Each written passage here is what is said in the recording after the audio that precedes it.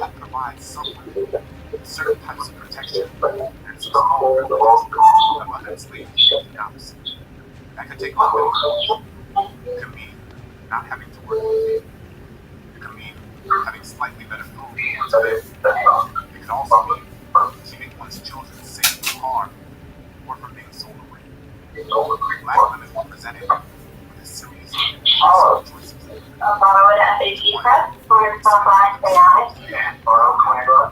Slavery was an all-encompassing institution. And enslaved black women were difficult to access. They did not affect black men and black women the same way.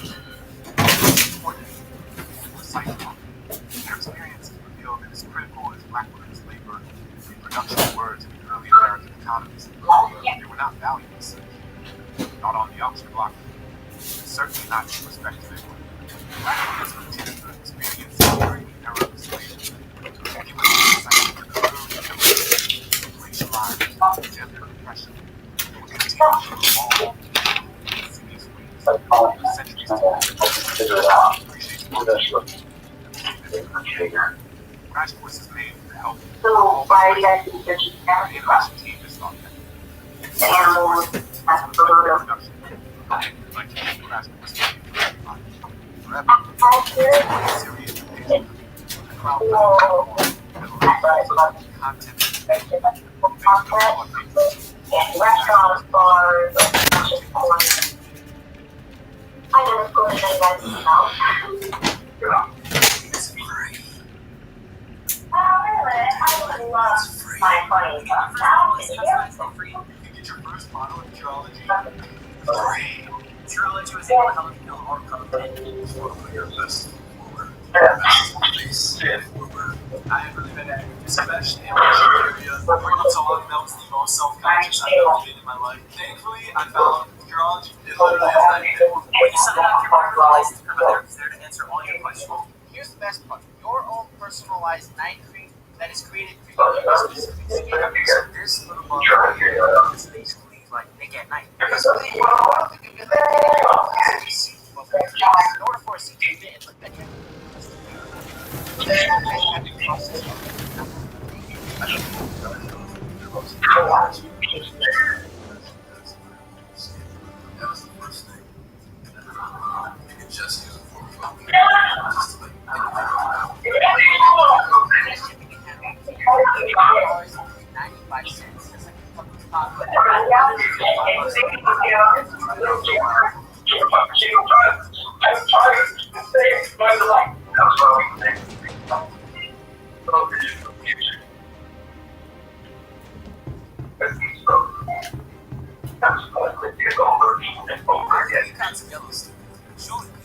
Hope we can find out more about territory. I got a feeling we've only just cracked the surface. Antonio Peacock's Downton Abbey, and Sue Peacock's whenever she gets a chance. When it comes to Sony and Marvel Studios Disney dealing with Spider-Man, there is a lot that is happening behind the scenes that we don't know. We know that the companies are working together again, but for how long and what is the end goal after Spider-Man No Way Home? Well, some recent rumors have popped up saying that once Spider-Man No Way Home wraps up, there will be only one Spider-Man continuity left in live action that will roll everything together into one. So we know that everything that happened between Sony fighting Disney over Spider-Man was due to the fact that Sony wanted to use Spider-Man, specifically the MCU version, in the Sony universe, whereas to Disney was like, well, no, because that doesn't make sense. Your films don't connect to our universe. Now with the multiverse, this seems to have sort of fixed that because they wanted to connect everything in some sort of weird way. There's a lot of rumors and speculation on what comes next and what exactly happens with Spider-Man, because Sony has confirmed that down the road, Tom Holland's Spider-Man will face Venom. Tom Hardy's Venom. So something is definitely going on. There's some sort of crossover and something happening. Now, a brand new rumor that's popped up online that's getting a lot of traction because fans believe this is what they're going to do. It's a sort of soft reset of the Spider-Man timeline in the MCU, involving everything else being connected in some way. And this goes all the way back to those early talks and reports of the adjacent MCU and what it means for them to be fully integrated. And I think looking at some of these reports and why these rumors are now starting to gain traction is because if you look at what Kevin Feige recently said, he didn't dismiss Venom and Morbius and what Sony's doing. Instead, he said, we're going to know more after what comes next with the multiverse. So I think in that sense, it does make some sort of sense that this is how they're going to do it. And we still don't know what the end goal is for the sacred timeline, the multiverse, or and how everything Intel provided by our friends at S.H.I.E.L.D. has revealed the location of an elite AIM squad. Venom 3 that We have an opportunity to take them out before AIM can deploy the squad against the and Resistance. they run parallel. This is a quick hit-and-run operation. Spider-Man Take out the targets and return to us unharmed if possible. Tom Holland explained different iterations of Spider-Man, just slightly different from one another, in different continuities, because the multiverse is spread out in this weird way. And that way, if they want An elite AIM team is close by and on alert. Updating your HUD. Store, they can put it back in order and then fully integrate the Sony stuff in a pseudo-side weird continuity, main continuity, wink and nod to one another, but not actually, unless they're going to let Kevin take the reins on all these other franchises as well, which Disney does now have incentive on. Then you can see one streamlined continuity where everything is kept in order. And I think if cooler heads prevail, this is how it's going to be handled, because that's the way that it makes sense. And there's already been plenty of rumors in regards to a Spider-Man 4 or a TASM 3. You can still have those. They'll just be in their own old continuities if you want, and keep Tom Holland a bridge between multiple different Sony connected universes through the multiverse before you converge it all into one, which again would be the smartest way to approach it, because then you have your cake, you can eat your cake, but you also got another cake just in case you want more.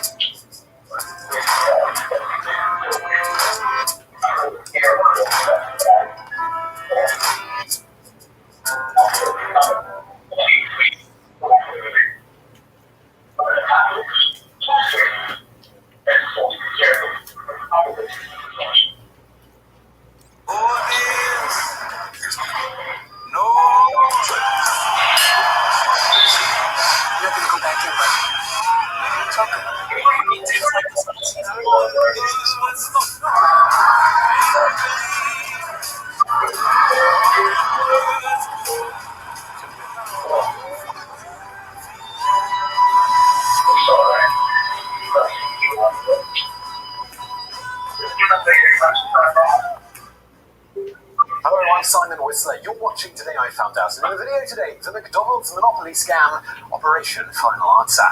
And just before we get started with today's video, I do want to say that it's brought to you by Skillshare. Skillshare is a fun and accessible place to learn online with more than 17,000 courses. You can get 3 months of Skillshare for just 99 cents. Click the link below if you do it before the end of January. And let's go on to today's video. So McDonald's first started these Monopoly promotions in 1987. Its premise was really simple. Attach Monopoly pieces to food cartons and comes with each piece signifying a Monopoly property or a small prize. Now, 1 out of every 4 of these pieces would be a small prize, like a fries or soda, and a very few of the prizes would be significantly more valuable, such as a car, or if the proper piece is cash, $100. The goal with any promotion is always to keep the cost of the prize and sale to different users and so forth. There were no expensive prizes. In addition, as a rule, that property was with the nice prizes, except one property only has a printed, for example, nonetheless, as long as the budget is lower than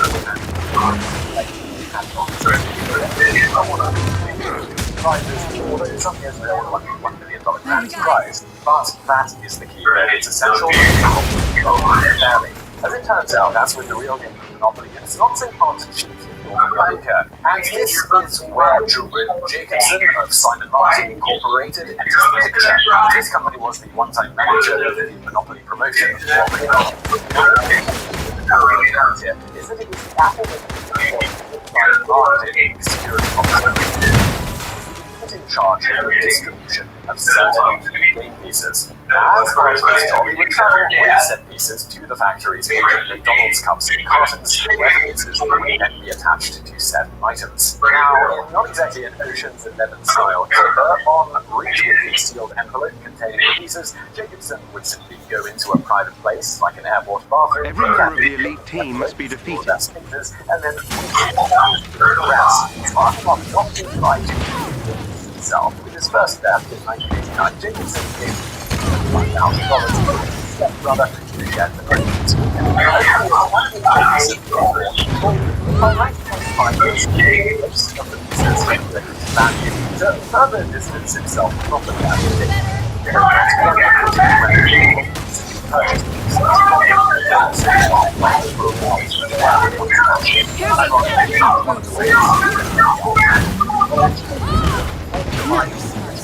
Prizes.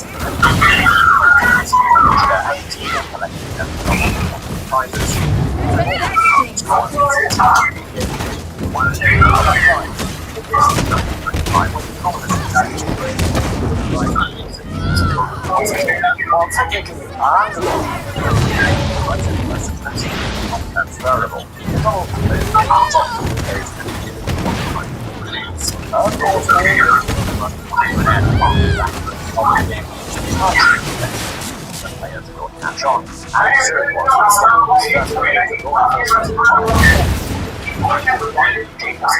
1996 Dodge Driver, as the people had across the country, FBI and jurisdiction their investigation up there was information that Dickinson was waiting for that.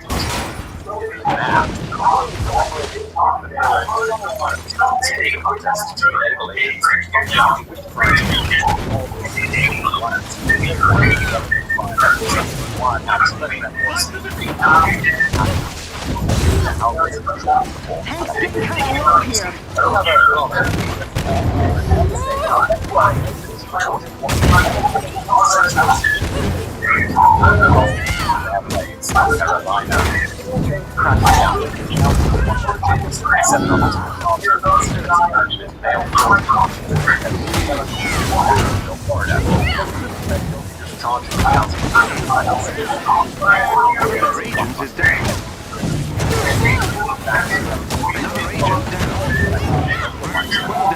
Squad member has been neutralized.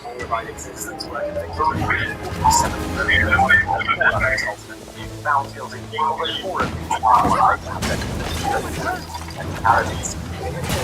That would price for the involved was an actual where the scam, many claiming that they didn't know the right pieces were obtained illegally. Whatever the case, the fallout was much bigger than just a few dozen people serving jail time, while a few dozen others won big prizes did not. After the scandal was revealed, McDonald's terminated their contract with Simon Marketing Inc., causing a couple of hundred of Jacobson's former co-workers to lose their jobs. To make amends to the public, McDonald's promptly launched a flash mob cash prizes awarded totaling $10 million. It should be noted here that despite St. Jude's Children's Hospital's winning prizes being required on the $1 million prize,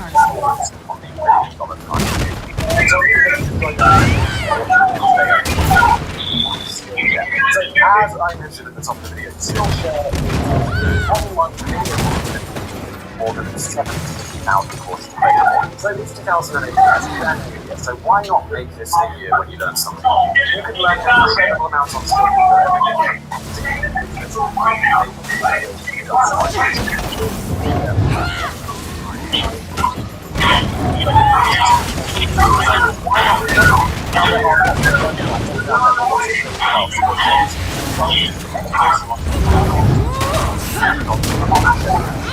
Another enemy defeated.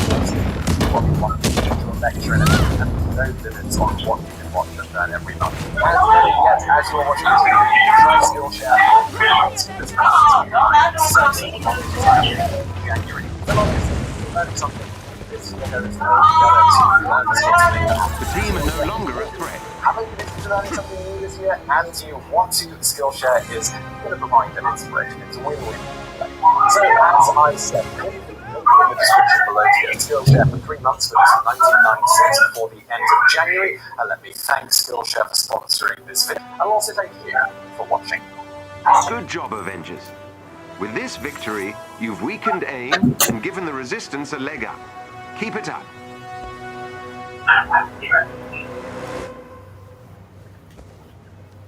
Disney Plus, Hulu, and ESPN Plus team up. Oh my god! Epic stories.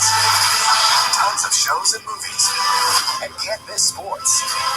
Are better together. Get the Disney bundle today.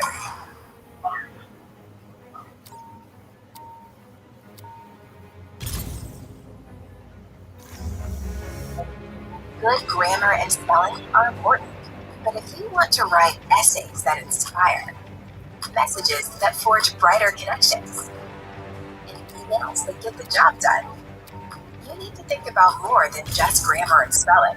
We've identified an AIM facility that is vulnerable to attacks. Though there are still security synthoids to contend with, we expect the Avengers should be able to easily prevail.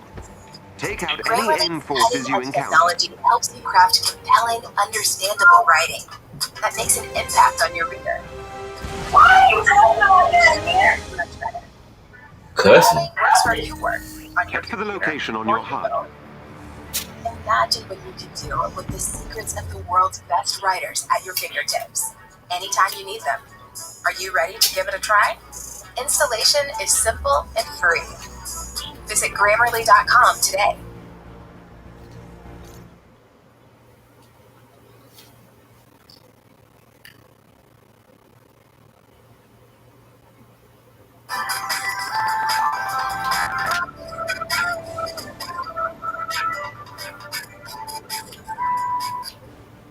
Broly's dominating presence has had it utilized what we now call Gary.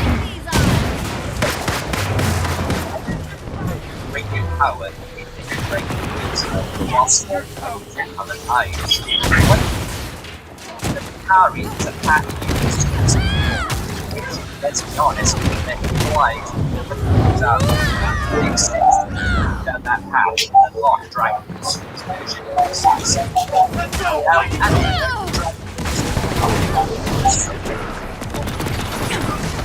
Yes, I do, but Wish many of us had trade, or at least have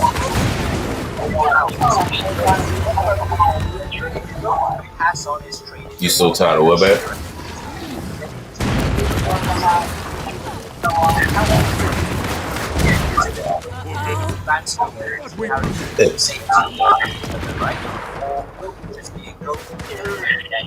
And what I'm talking about is how to see how it should go.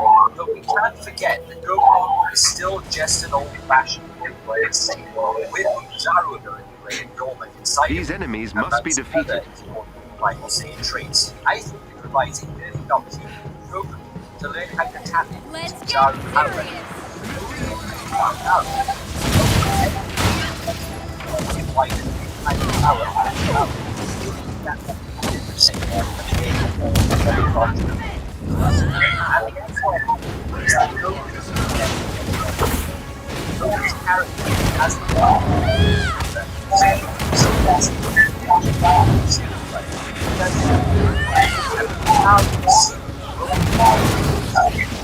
serious.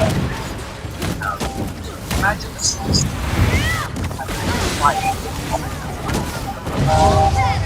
Well, we can't. And it's on his ourselves play the card. Could you Blood Dragon.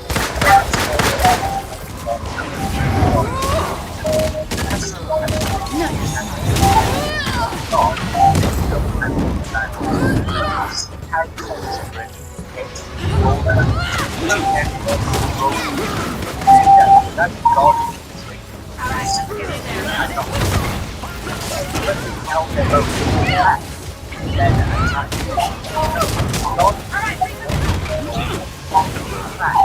Power already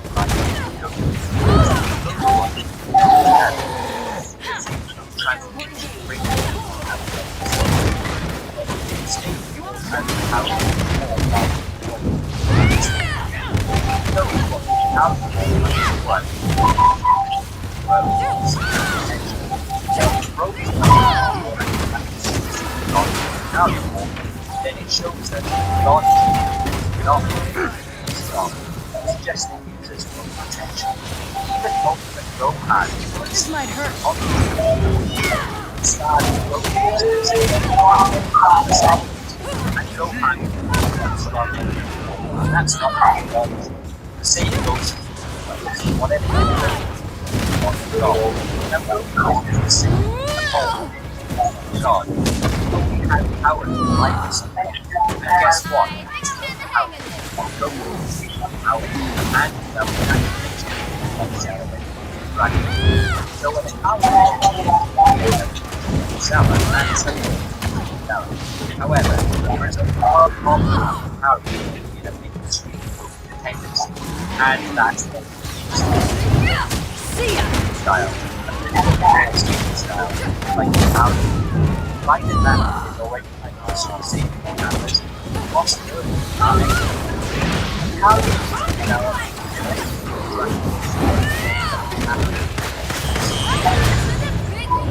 I'm strong with me.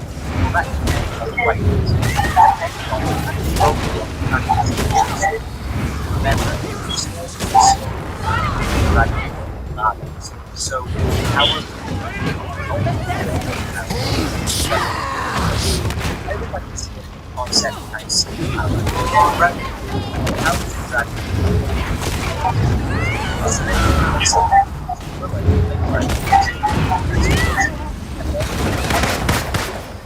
just because they've got their type of spirit back. But much like body, the power side of it still needs to be reality. But that said, I don't think an account will be that problem in terms of statement. I'm sure I'm confident that the storytelling sometimes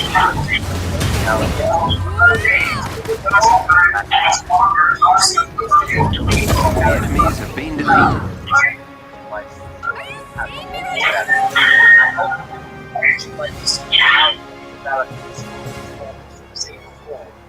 Dragon Ball Super way. Let me know what you think of this potential Ikari form with Goku and Nice work, Avengers. This won't be the last time we mount an assault on AIM's forces, but this should significantly weaken their capabilities. Powers.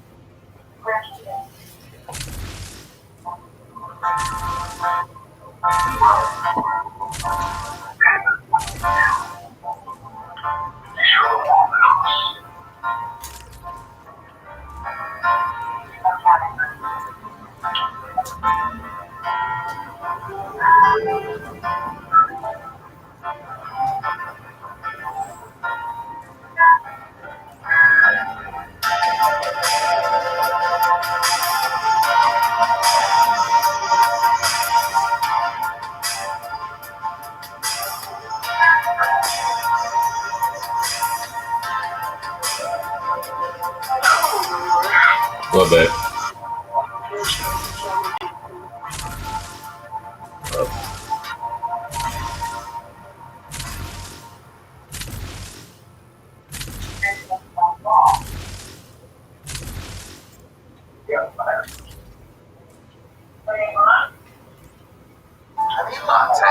What's the Wi-Fi password?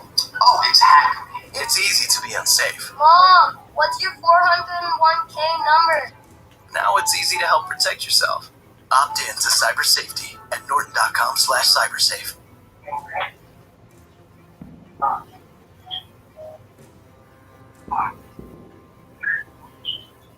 For the co-stars of actors who died, showing up to work without the person you've been acting alongside for years can be tragic. These actors were never quite the same after their co-stars died. John Belushi's death in 1982 was a tragedy for his fans and the many people who'd been lucky enough to work with him, but none of his former co-stars took the loss harder than Dan Aykroyd. Aykroyd and Belushi worked side by side for years, and whether they were performing on Saturday Night Live or making music as the Blues Brothers, the two were an unbeatable comedy duo. Decades after Belushi's death, Aykroyd still wishes that somehow things had gone differently for Belushi. Later in life, Aykroyd co-founded a chain of music venues called the House of Blues, and Aykroyd has publicly wished that Belushi was still around to be a part of it. Aykroyd said in an interview with The Guardian, "I think about him every damn time I walk into a House of Blues. Why aren't you here, man, to enjoy all this?" Wow. That is right. The House of Blues was started off the Blues Brothers. I don't know how I forgot that. Black Panther co-stars, the loss was overwhelming. Michael B. Jordan, who played Killmonger opposite Boseman's Black Panther, was deeply affected by Boseman's death. During a 2020 interview with Vanity Fair, Jordan said when reflecting on what he learned, "You want to do the most you can and get the most out of the time that you have and make it count." While there is a sequel to Black Panther in the works, currently scheduled for release in 2022, it won't be the same without Boseman. While starring in Luke Cage, Mike Coulter had the opportunity to work alongside Reggie Kathy, an accomplished actor who was widely known for playing Norman Wilson in the critically acclaimed drama The Wire. Kathy was diagnosed with lung cancer while they shot season 2 and died in February 2018 before the season was released. Although their time together on the show was short, Coulter felt a genuine kinship with Kathy. Coulter said during a panel at Baltimore Comic-Con in 2018, "Rich was great. I wish we got a chance to spend more time. I've actually never been It was to like a House of discovering a Blues. friend you didn't get a chance to really hang out with. I don't know how he did it, coming on set physically being completely worn out, but at the same time giving 100%. In April 2020, the news broke that actor Sam Lloyd had I know died just over a you year left after your being wallet diagnosed down there. with We had to go back and get it. Best known for Yeah, his we role had to was go the back. I novice lawyer remember. Ted on Scrubs. Lloyd had gotten married shortly before his diagnosis, and he and his But wife me, Vanessa myself, had nah, I their ain't first never been. child. Despite his serious diagnosis, Lloyd's loved ones and former co-stars hoped that he would heal somehow. Not long before his death, Lloyd's fellow Scrubs cast member I Zach think that's Braff something ran I'll do into him this and year. thought he might be recovering. Braff said in an interview with Extra, It was just such a sad story because he was sick just when he had found true love and had a baby. It was just such a sad story. In July 2020, the death of Naya Rivera shocked Glee fans, who fondly remember Rivera for playing the witty and ruthless cheerleader Santana Lopez in the musical comedy series. Rivera drowned while swimming with her son, Josie, and fans poured out their condolences to her fellow Glee cast members who were mourning her death. Not only was Jane Lynch grieving over Rivera's death, but she also stated that her niece Megan was close with Rivera as well, leaving the two of them struggling to come to terms with what had happened. Months later, Jane Lynch, who had played Sue Sylvester on the series, reflected on the lost Access Hollywood. "You could have no better friend than Naya Rivera." The news of Robin Williams' death in 2014 shocked everyone. It was hard to believe that the man who had spent decades making everyone laugh was gone. Matt Damon, who had worked with Williams on the Academy Award-winning film Good Will Hunting, was particularly affected by the loss. Damon said that he felt that he owed his success to Williams, and there was no way for him to repay Williams for taking a chance on working with him and Ben Affleck on Good Will Hunting. He was regretful that he had fallen out of touch with Williams in the years leading up to his death. Damon said in an interview with Yahoo News, "I think everyone who wasn't there with him at the end feels bad that they didn't see it coming. I hope I become better at checking in with my friends, and I hope that we as a country get better at checking in with each other to prevent this kind of thing." Stand By Me is a classic 80s film, and the cast grew close while filming, but after shooting wrapped, Will Wheaton, River Phoenix, Corey Feldman, and Jerry O'Connell went their own separate ways. Less than a decade after its release, Phoenix died of a drug overdose, and many years later, Wheaton reflected, "I didn't feel a real sense of loss at the time. The River I knew and loved had been gone for a long time at that point, but I felt sad for his family and angry at the people around him who didn't do more to help him help himself." 25 years after the release of Stand By Me, the cast reunited for a commemorative Blu-ray edition of the movie. Wheaton said he finally felt the full impact of River's death in this reunion. "That's what it took to make his death and his absence a real thing that I said an event that I wasn't a part of, but it forced me to talk about Until you go somewhere and they be like, "I'm hungry. Can you give me some?" and the realizations it brought to him. He just wished that River could have been there too. I threw up. Leonard Nimoy and William Shatner worked side by side on Star Trek, playing Spock and Captain Kirk. They were friends for many years, yet they eventually grew apart, and the two actors even stopped speaking. But when Nimoy died in 2015, Shatner admitted that they'd never mended the friendship. In an interview with the New York Daily News, Shatner said, "Until the day I die, I will still wonder what caused that rift. After all the years we had spent together, after the bond we forged, what could I have done that was so irreparable that he couldn't even talk to me about it? I just don't know, and it's sad and it's permanent. I don't know why he stopped talking to me." When the news broke that Soprano star James Gandolfini had died in Rome after suffering a heart attack, his fellow cast members were devastated. Tony Soprano is an iconic TV character, and nearly 2 decades after the finale aired, there's no denying that The Sopranos has had a lasting influence on prestige TV. After hearing about Gandolfini's death, his co-star Lorraine Bracco, who played Tony's therapist Dr. Melfi, felt like she needed to take this moment as a wake-up call. She decided that she had to turn her life around and start practicing healthier habits. Bracco connected with a friend who had similar goals, and the two embarked on the journey together. She ended up writing a book about the experience titled To the Fullest, a clean up your act plan to lose weight, rejuvenate, and be the best you can be. Laura Bacall and Humphrey Bogart were two of the biggest stars of the classic Hollywood film era. It almost seemed like fate that they would eventually fall in love. After working together on the film To Have and Have Nots in 1944, the stars were flawed, which was somewhat complicated by the fact that Bogart was married at the time. Shortly after the film premiered, Bogart divorced his wife and married Bacall just a few months later. Sadly, after just over a decade of marriage with Bacall, Bogart died in 1957. Both Bacall and Bogart famously had affairs while married to each other, but their chemistry was still undeniable. Bacall did remarry a few years after Bogart's death, yet her second husband, Jason Robards, still referred to her as the widow Bogart. She never truly got over Bogart. Man, my client just told me Todd got remarried a few months ago. Romance better than we lived. Beloved actor Philip Seymour Hoffman tragically overdosed and died in 2014. Among the countless peers who mourned him was George Clooney, who worked with Hoffman on his film The Ides of March. That's what I'm saying. What? Clooney stated that the last time he saw Hoffman was a few months before his death. The two had Of course, I ain't say it out loud. noticed that Hoffman wasn't quite acting like himself, but he didn't realize just how much his friend was struggling. He seemed to have been having a tougher time, and there's no understanding what goes on in an individual's life. When Disney Channel star Cameron Boyce passed away after a fatal seizure, at first he was like, I seen online you running for city council, man. How's that going for you? I said, man, going, because I still barely know what I'm doing. So, I'm flying off the seat of my pants. I still don't have a campaign manager, none of that.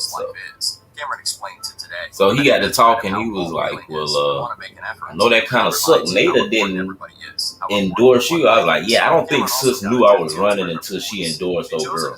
You know what I'm saying? Because that was a conversation I never had with her. Once again, I'm new to this, so I really didn't know nothing about the endorsements and shit like that. He's like, oh, yeah, that's Todd's ex-wife. I said, ex-wife? He's like, yeah, bro got remarried a few months ago, man. Celebrities are coming soon. I said, oh. Subscribe to our YouTube channel and hit the bell so you don't miss a single one. Oh, no. I'm talking about Todd Rutherford.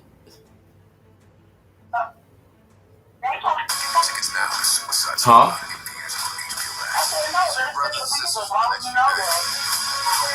No, I wouldn't.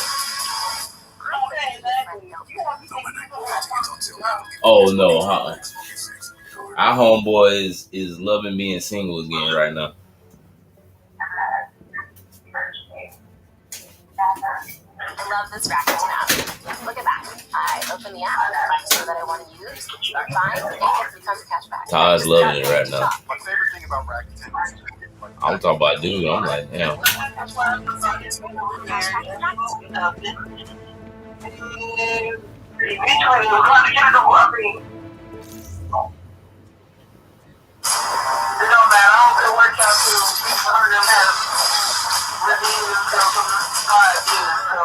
are you?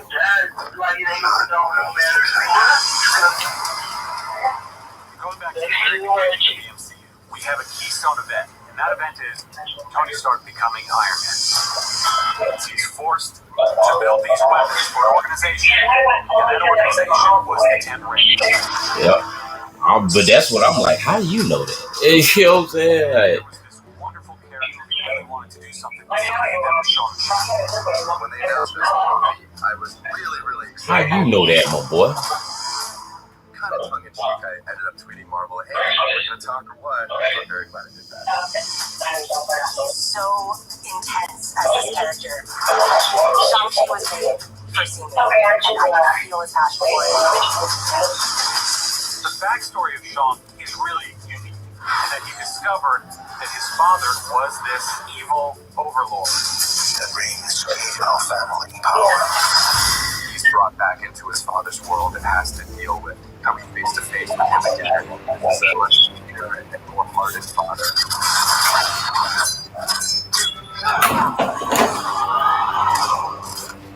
And then crazy stuff happens after that. It's time for you to take your place by my side. It's not gonna happen.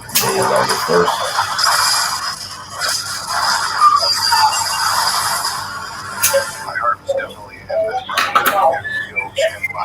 everything I believe in.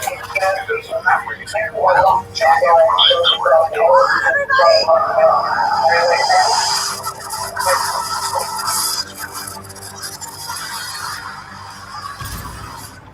Hey, Commander. Here to say thank you. Yeah. Did Dr. Forson and your defectors have any intel? Yes. Their former employees have an underwater laboratory working on something to, and these are their words, change reality forever. Sounds ominous.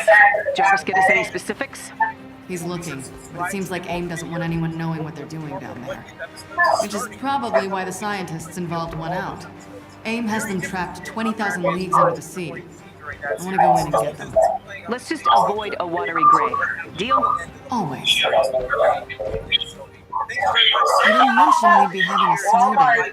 You're landing on one of the few above-ground entrances to AIM's underwater network. We need Jarvis inside AIM security Right. so they can't warn anyone down below that we're coming. You ready to go for a ride, bud? I assume you're being metaphorical, as I have no physical location and thus cannot be moved. Yeah.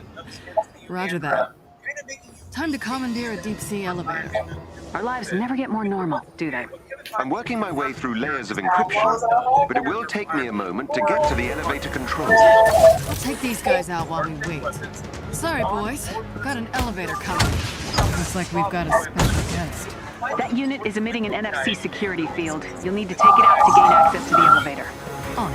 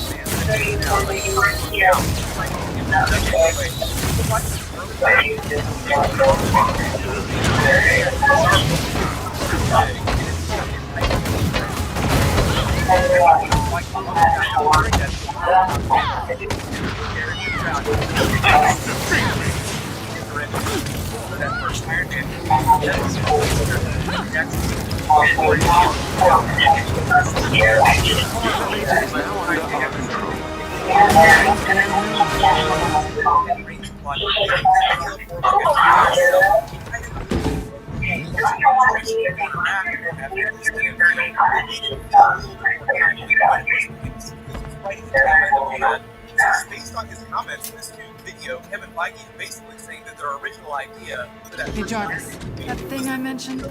Yes, Miss Romanoff. What was that? Fine. Jarvis? Tell Commander Hill what I told you.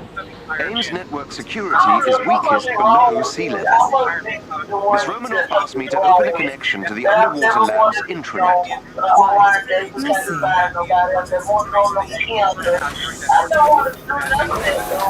All right, I'm in. What's next?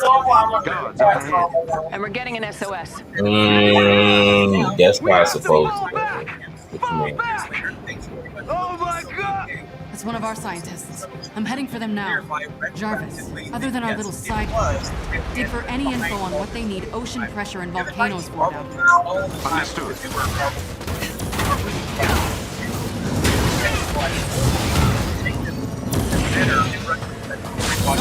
All the dark world scenes, time travel hypotheses that they make the dark world better. Go back and watch them.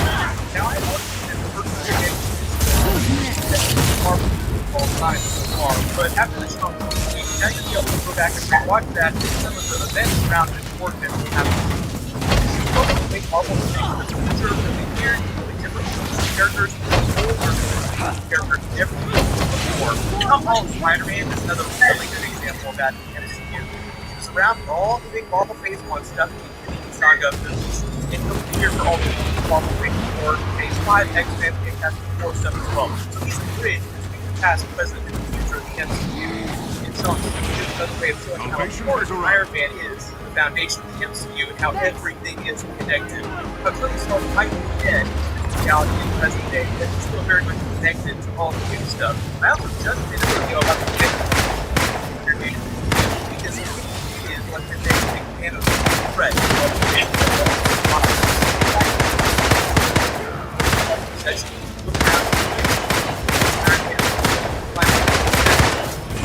Notice that there are no other Avengers props very here. That's Iron Man, the only character that's fixated on. All I believe that to do at the end of this is down to the Iron Man character for a little bit of that. There's a reason to make it so fixated on Iron Man part of the movie. We don't get a lot more Iron Man traces and callbacks like that during the film. All of goes out when the movie gets released later this year. So this will let Scientists are engaged in combat further inside the lab. Big final battle. Who's next? Army attack these bugs in this village. They're orders. Fight they work into this.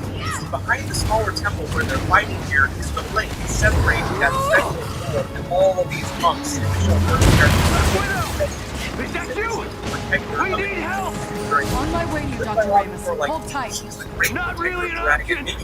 That takes real guts, standing up to your militant bosses. Something tells me Brain won't win over Blood this year. That's what they called us for. Dragon during the movie.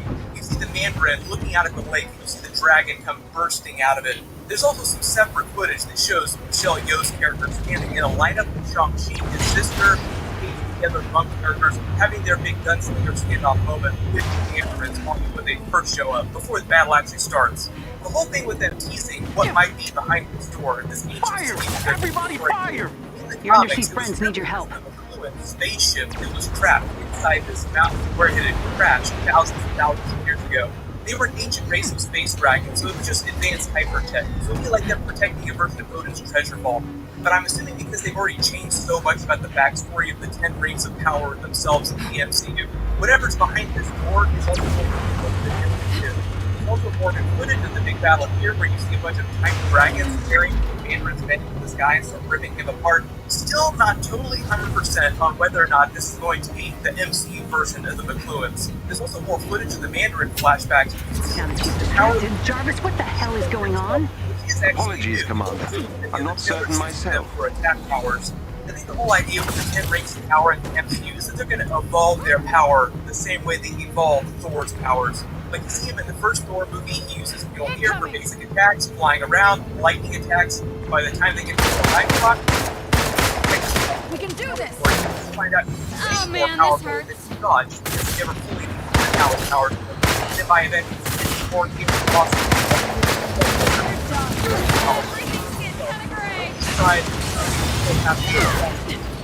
During the Marvel Phase 4, Marvel Phase 5 movies, many years down the road after a couple of guys. They kind of pull a joke like they did during Thor Ragnarok with this hammer. Like, what are you, Shang-Chi, the God of Rings?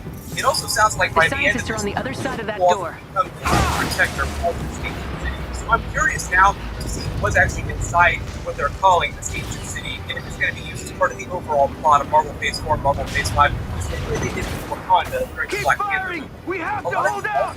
They really don't want those scientists getting out of here. Maybe they shouldn't have trained them so well.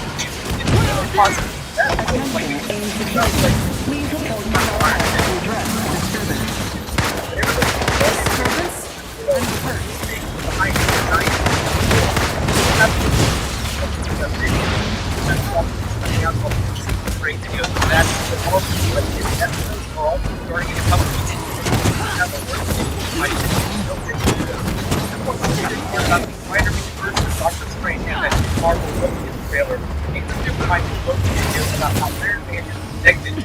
Conquer in the MCU.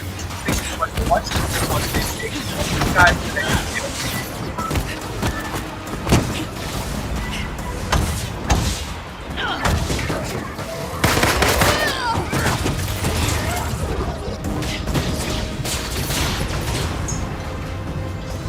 Oral Messer is in the desktop.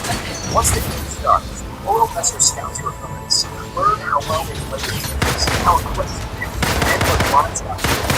Outsmart the opponents. Download the desktop app now.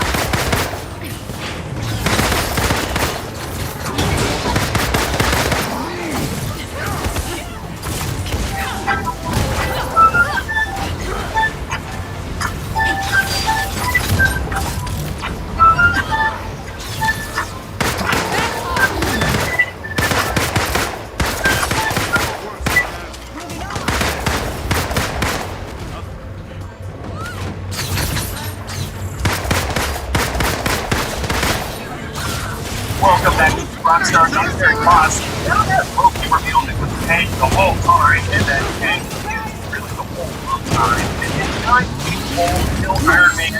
Of course not. We all saw what happened. Tony Stark told us to stand in the first match between Iron Man and the 3 weeks and Tom is dead. However, the Kangarian was well aware of all happening. He probably also knows the guy who killed him. And this one is confirmed in a new detail spotted in the concept art from the production designer of the which showed on his shelf Iron Man. Fired by all of them.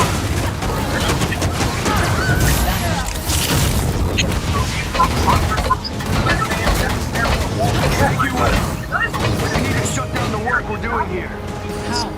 Get to the main reactor and steal the X element at its core. X element? What is that? It's so that it would complicated.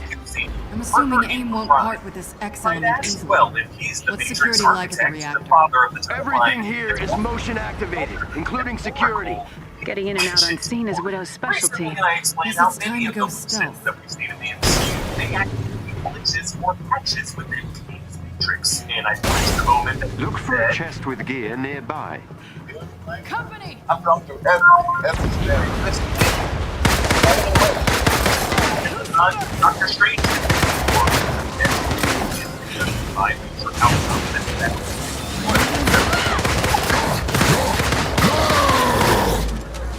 No other way than the path that seems to be just for credit for Look for a chest containing special resources nearby. You're never gonna get through that door without a little invisibility on your side. There's no point if these idiots are looking at me. and then at the crew, they four of them brought up to the point of then getting straight to the deal. Her predecessor, in exchange for her, they entered through their branches from his pregnancy. Well, they want to hear him be a bummer. To a degree, guys will experience some form of guilt and involvement by the time that third eye comes up wrong with being smooth up top like Professor X. But I know it is stressful for you guys. I know through this. But when Keys is hearing more affordable to get treated for your hair loss, they don't need to have. Keys offers a generic version of the hair loss product out there, but it's half the cost of your local pharmacy. So you never have to go to a doctor's office. You get 24/7 access to a doctor to design the best plan for you. They offer other health services. Monitor progress. Find out why you has 4 or 5 than any of its competitors. Here's 100,000 for their hair loss prevention medication. If you're ready to take action and prevent hair loss, go to games.com/rockstars. In the description to receive 50% off your first order. Visit games.com/rockstars. Notice also in this concept art is a cauldron that looks pretty similar to the cauldron in the cosmos on the same ground floor that Doctor Strange accosted Tony for getting to read. I'm called him because we're villains. Notice that one bro look at Tony's eyes. This motherfucker's gonna kill me. Why? Well, the cauldron of the cosmos is used by Doctor Strange in comics. The universe for hours, and it's just on the cauldron. This could be how remains found in a trained dimensional monster like a lion, which was a crucial key to his victory over other variants. Nicely done. I'm back on your Christmas gift. You're getting there. I'd at least send you a card. The reactor must be ahead. I'm detecting high levels of unusual radiation. Jarvis confused. Something that functions similarly to Kang's technology that could have come from the hands of Kang, and he only would have allowed another to possess it for a good reason. Doctor Strange told Tony Stark that of all the timelines he looked at, there was only one in which they were successful.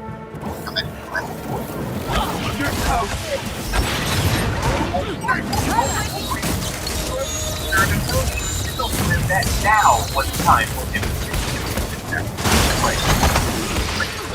Rim looked Tony in the eyes and said, was that he knew that he said, About to. Keep the motion detection thing in mind, okay? Strange gave it away. This deal is getting worse all the time. Yes. Ah, I have no idea. Maybe he made a mistake. Alright. Strange like to be next to us. So it must have done it for a reason. Yeah, you might be right. That scene took place in 2012, about 5 years before Strange would become a sorcerer, and that only happened after the Ancient One died. But she passed the moment of her death, just like he seemed to be unable to do. So I think this moment on the sanctum rooftop was her realizing that her partner and his secret timeline are more That is the X-element reactor. So It has 4 fail-safe mechanisms to protect its main power switch. Destroy them, and the internet connection Agent Romanoff requested should be all we need. Do you plan for this, Widow? This? No. But stealing something from AIM is always a nice feeling. When Scott Lang stumbled into a time vortex that quantum health of the spectrum, or about when he did return and it was really Tony Stark who actually decoded the time travel out to navigate.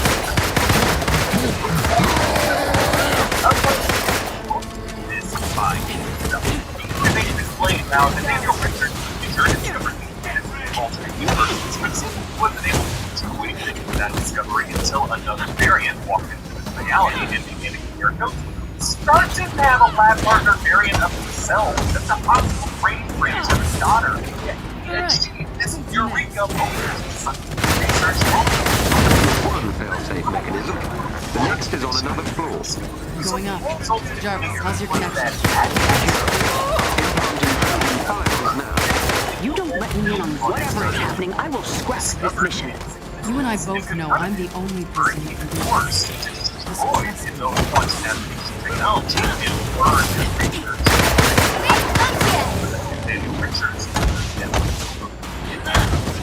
and so, from a cosmic the true purpose of the Ancient One handing over the time to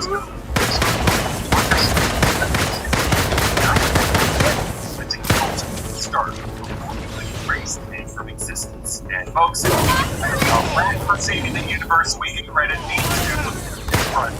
Support new rock stars by checking out our merch options at rockstarsmerch.com. You can follow me on Instagram and Twitter at Boss. Follow and subscribe to Rockstars for breakdowns of everything. Another one down.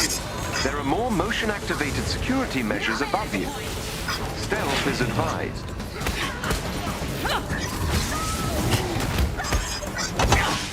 Open the gate!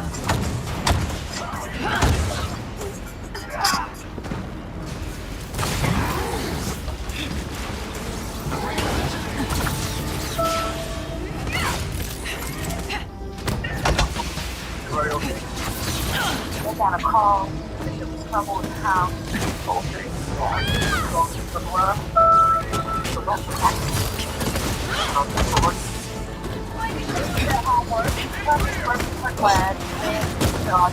Now the Alliance is calling, you know why? Because we are. That's our job.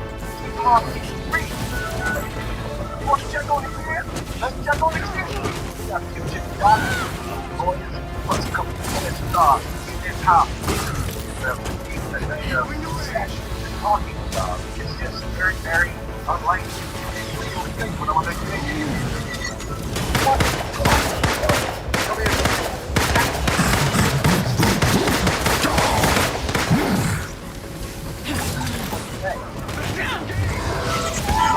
Come here.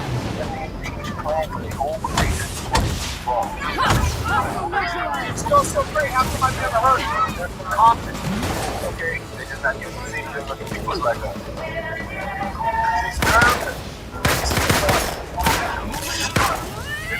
and you all steps up. Get no place safe. I think you might just have to make Michael Jordan. Oh no, brother, man. I got to be the next chill.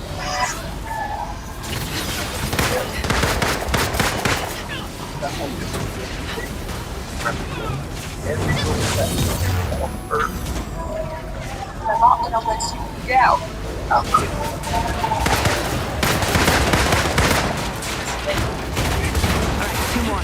Jarvis, what is this X element for exactly?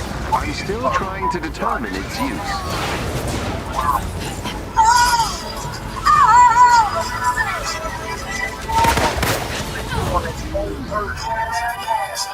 It's a woman who know how to think.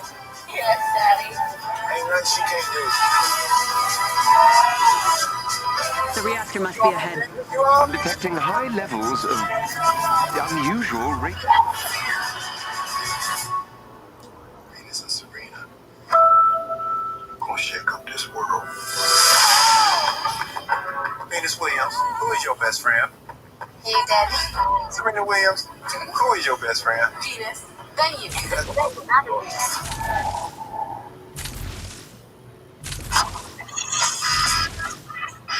Know this about the jungle. Everything that you see wants to kill you and can.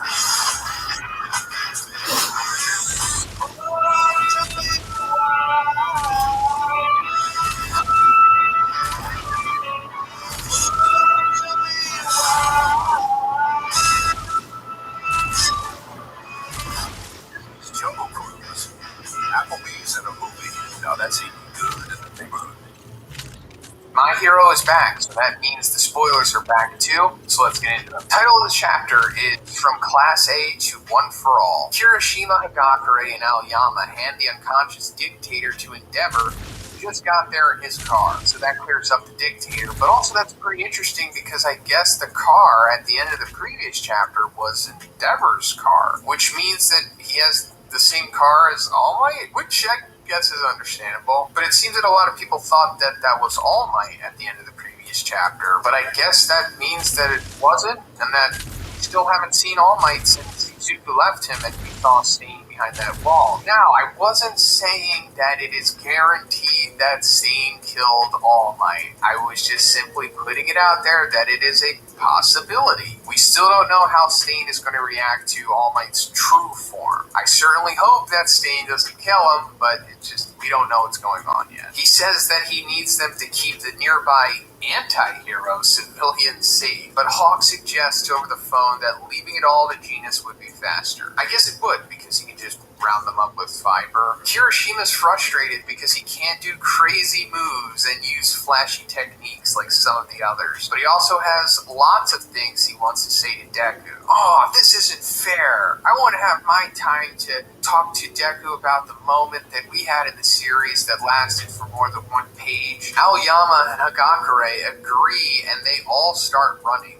Endeavor is looking at them and tells Hawks that he doesn't need to worry because the students won't be a nuisance at all. I mean, they're all pretty much pro-heroes at this point, so I gotta agree with that. But first, this video is sponsored by TappyToon. TappyToon publishes the hottest Korean webcomics, aka manhwa, in English, French, and German, Read worldwide famous titles such as Solo Leveling. Yep, Tappy Toon has Solo Leveling, and it has a lot more. But I'm here to shill a different series, and that is the Skeleton Soldier failed to defend the dungeon. So I read the first couple chapters, and this series is pretty solid. It's actually kind of like Solo Leveling. The art is comparable, but so is the action and themes. And from what I've gathered, this series follows a skeleton soldier, as the title implies, but he's like an NPC in a video game, and he's kind of doing the Groundhog Day thing, but he's also going back in time, all for the purpose of saving his succubus. And along the way, of course, he's going to be fighting super powerful enemies in a swords and sorcery type environment. So please check that out, but they also have over 300 other webtoons. Jarvis and not confused? just fiction, they also have romance, comedy, fantasy, and even BL. So please check out Tappy Toons. All the links will be in the description. Thanks, guys. Also, Hagakure being mentioned here makes you think, like, did she ever have a moment with Izuku? Maybe during the sports festival? I don't remember. Cut back to Shoto. Keep the motion detection thing in mind, okay? Know what All for One's real plan is. This deal is getting worse Might have all the foreseen time. this whole scenario and could be preparing to attack UA. That's why they have to work together. He kind of brings up two good points here. First, about how he, could attack UA, which he's not, because he just wants one for all. Unless he does attack UA, which I guess could also happen. It would make sense too. But what he said about not knowing what All for One's real plan is, I guess it's not really made all too clear. I mean, obviously he wants one for all. That's like his big plan, why he's doing everything here. But like, what's his plan for after he has it? World domination? And it also makes me wonder, like, why didn't he just take over the world before All Might was around? I mean, I guess it was implied that he ruled Japan, but I don't think it's ever stated that he had, like, world domination. And you'd think that he could have did that. I don't think there was anyone remotely close to his level back in the day, or at least we don't have any information about that. I don't even think Aizawa's great-grandfather stopped All for One back in the day. But anyway, Deku tells him that this is a battle between One for All and All for One, so they won't be able to follow. Alright, Izuku, kind of sounded like Bakugo here, telling them that they're all extras. Like, this is the main character versus the main villain storyline. You extras aren't included in this. The words "you're next" are echoing in his mind. Going back to this again, I really do like the dichotomy that we see burdening Izuku. Like, we have All Might telling him you're next, and we have All for One telling him that you're next. You're pretty much like God and the Devil. Deku breaks free of Shoto's ice, and Tsuyu immediately tries to catch him with her tongue. Deku dodges, but it was actually a plan to launch Mineta. What the hell is that? That is the X-element reactor. It has 4 fail-safe mechanisms to protect its main power switch. So, Destroy them, and the intranet connection Agent Romanoff requested should be all we need. Did you plan for this, Widow? This is Mineta performing No. this, and But stealing something from AIM is always a nice bonus. Done by Horikoshi. He says that he never thought of One for All as full power. What really made Deku admirable was the ability to win together with everyone, even while trembling in fear and covered in sweat. Well, that certainly does make cool, Mineta, but One for All is certainly one of the coolest, not the coolest power. Deku apologizes to Mineta and shoots Black Whip to the nearby building ready to That spot is one Jin. fail-safe Oh, mechanism. 100%. The next is on But the Uraraka comes from above, saying that he Jarvis, won't let how's him your run away. connection? She remembers what he said. Implanting Trojan files now.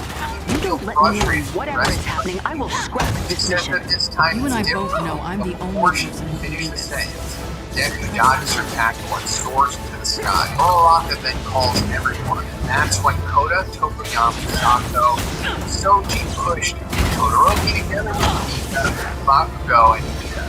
They blasted off as Uraraka touched Bakugo with the make them even lighter. Uraraka, in her narration, said that Another one no down. mistake they want More to say motion-activated but security they know measures words above won't you. reach. So yeah, this is like really perfect in this chapter I get. Everybody has a lot of things they want to say. She continues with it. They don't want to be connected, nor they don't need to go against the police.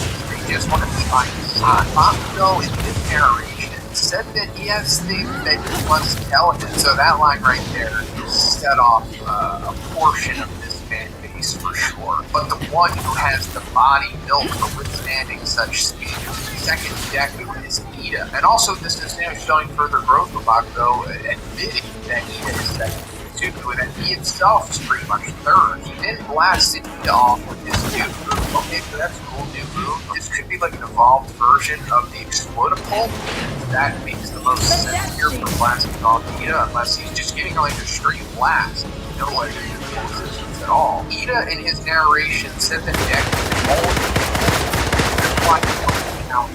there's a panel where Ida finally reaches Deck's hand. There was a flashback panel of one second said if there is anyone the current Deck and the continuation of that dialogue is it would be people who are willing to run alongside him.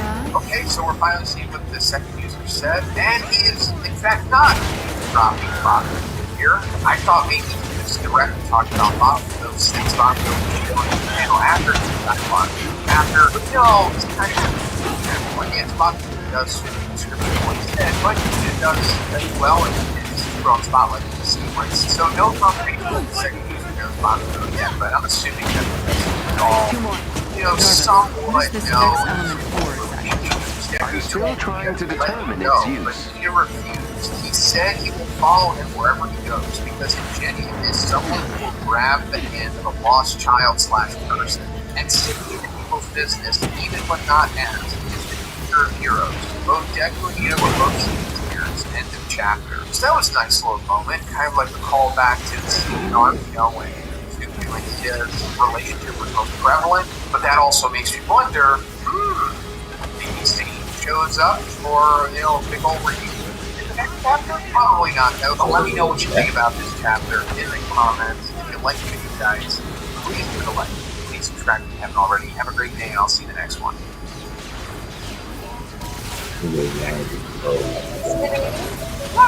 How can we see you so clearly from here? Game over just froze, my nigga. How can we find almost anything? How did you make that book so fast?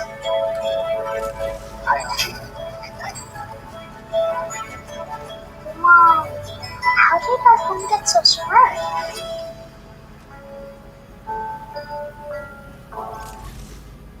From car and home to life and health insurance, USAA can help you protect what matters most. With access to guidance, tools, and our easy claims process, you'll get peace of mind knowing you can find the coverage you need. The region of Southern Africa had an impressive history of conqueror kings whose accomplishments include notable victories against African and even European foes. Shangamire Dumbo, perhaps being the greatest. Going up the reactor must be ahead. I'm detecting high levels of unusual radiation. One of the Jarvis most dreaded names confused? in the history of Southern That Africa. can't be good. Today, I wanted to speak about a little-known African ruler who gave 2 European groups a run for their money.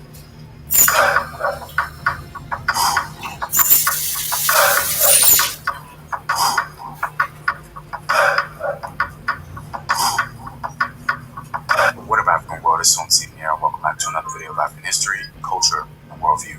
And if you like this content, you can support the home team on patreon.com. There, you can find sources and more in-depth courses on African history.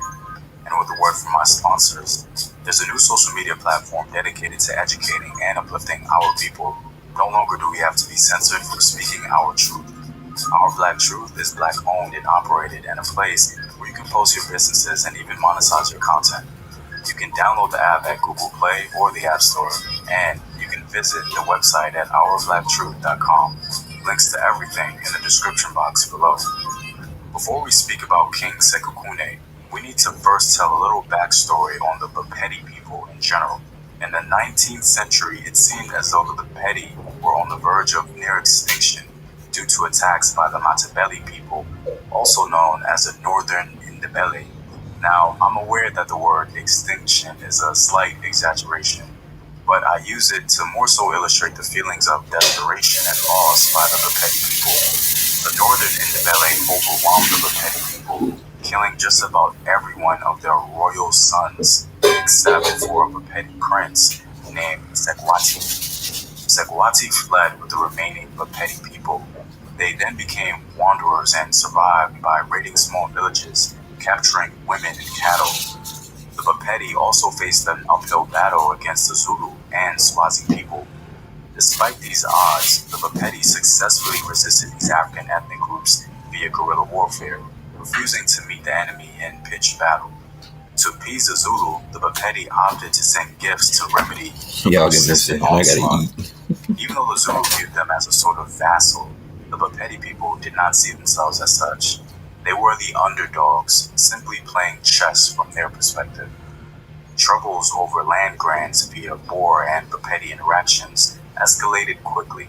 Sekwati initially allowed the Boers into the Eastern Transvaal, but issues over who actually ruled that area and whose right it was to give was a little blurry.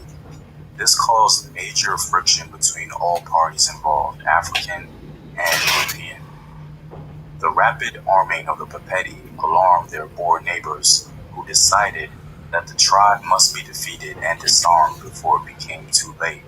In September 1852, a 24-day siege was laid to Fearing after an initial charge had failed to dislodge the Bapedi. Although the defenders were reduced to sucking the liquid from the stomachs of cattle that had died, the Boers retired without having captured the stronghold. The Bapedi were in survival against all foes, foreign and domestic. After King Sekwati's death, King Sekukune seized the throne. After having shown resilience and strength against Boer aggression, the Bapedi became more confident, especially under their new king. Given their journey as a people, constantly having to defend themselves just to survive, King Sekukune was intent on thriving. He no longer wanted his people to have the scraps left over by the Zulu, the Swazis, or the Boers. King Sekukune soon became very concerned about the growth of Christianity in his region. He viewed the new religion as an immediate threat to his authority. Have you And reached so the he reactor? first had progression against Just keep the motion was to detection expel thing in all mind, the okay? conflicts and got it. missions from his This country. deal is getting worse Over all the time, time. Sekukune became more popular amongst surrounding ethnic groups, and more of them began to declare themselves What the hell loyal is to that? him. That is His the empire was X-element growing reactor. at a frightening It has pace. 4 fail-safe His power mechanisms to increased protect its further as main he power welcomed switch. Zulu and Swazi Destroy them, refugees. and the intranet connection Agent Sekukune Romanoff had requested momentum should and be all we vision need. to build an Did even you bigger plan and for this, better Widow? empire. This? During No. this time, But a stealing war something state from was AIM is always established, a nice bonus. known as the South African Republic.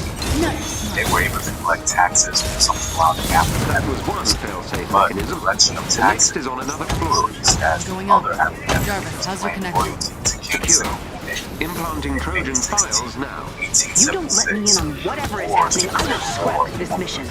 You and I both know I'm the only Sekukune kept the person. whole of the Microburg district in a state of tension by spreading rumors that he was about to attack Microburg. She had no intention of losing and some war. He knew that his strength lay not so much in the number of his warriors, nor in their fighting quality, but rather in the inaccessibility of his strongholds, as well as in the fact that his men were well armed. The Boers, though ambitious, were totally unprepared and simply could not get a stronghold over the Bapedi king.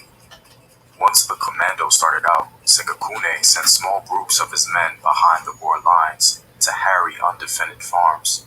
This demoralized the Boers and reinforced the feeling among many of them that their greater duty lay at home and not on commando.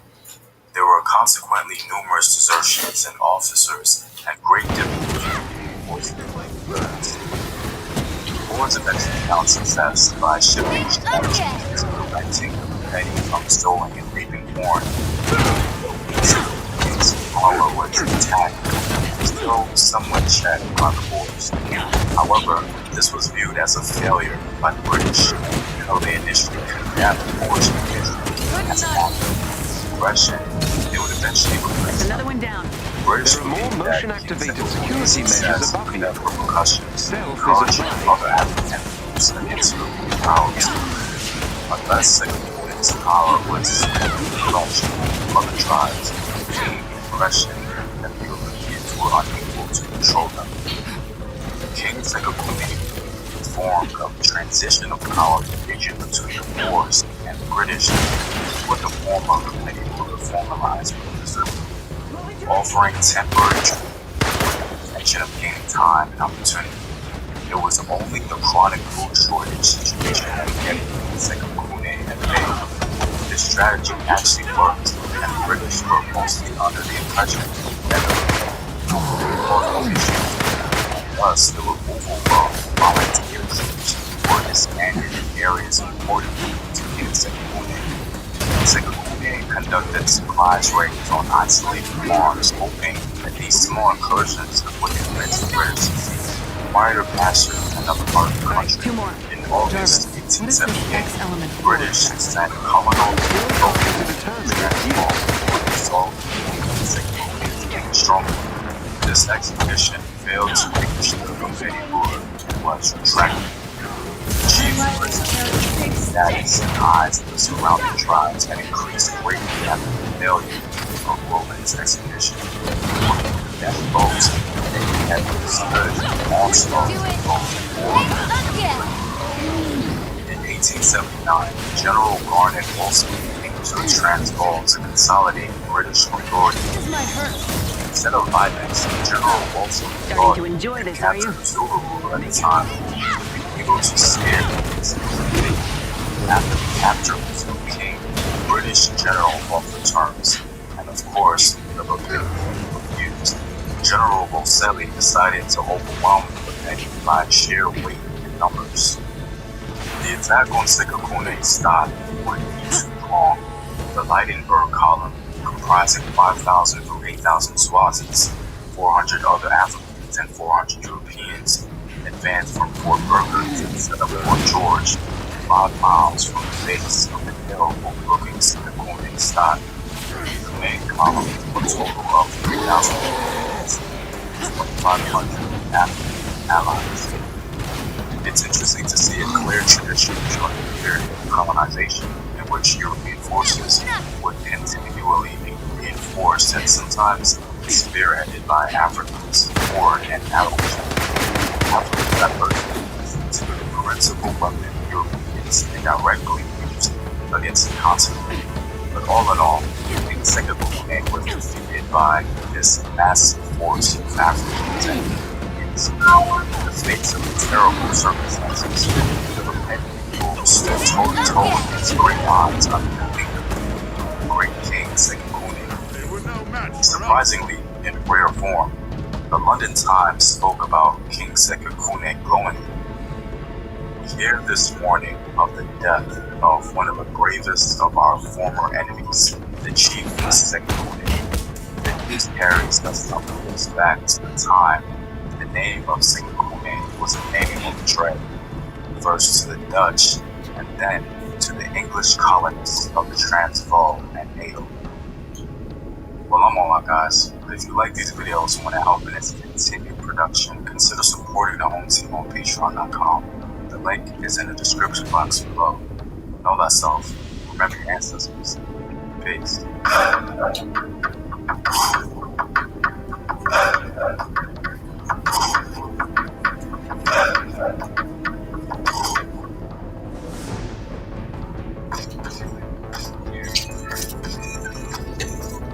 At Dark Horse Wine, we believe victory is yours to define. For us, it's about creating a great tasty wine at a reasonable price. We get the first pick of grapes from over 400 growers. We taste our wine over 100 times in each bottle.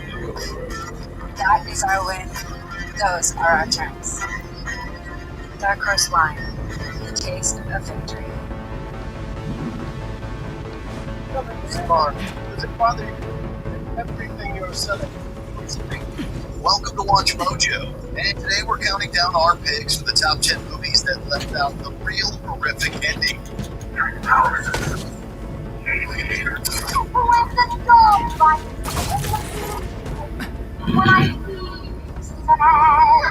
I will not fall into despair. I will offer up my talents to this boy. I will keep myself hardy to freedom company.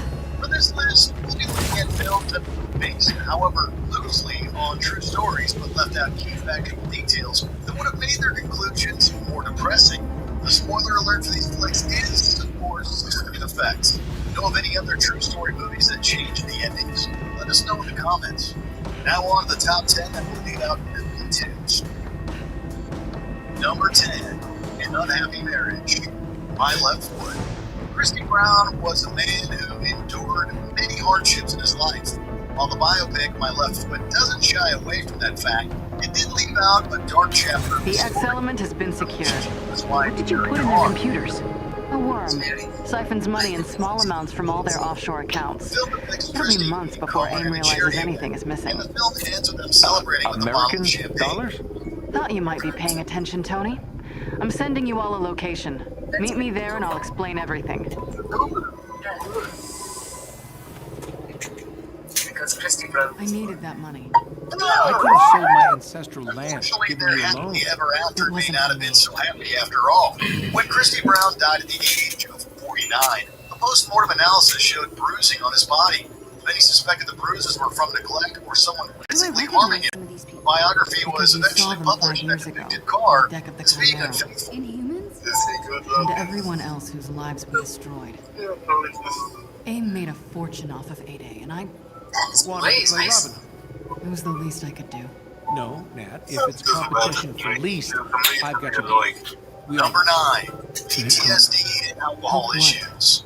Unbroken.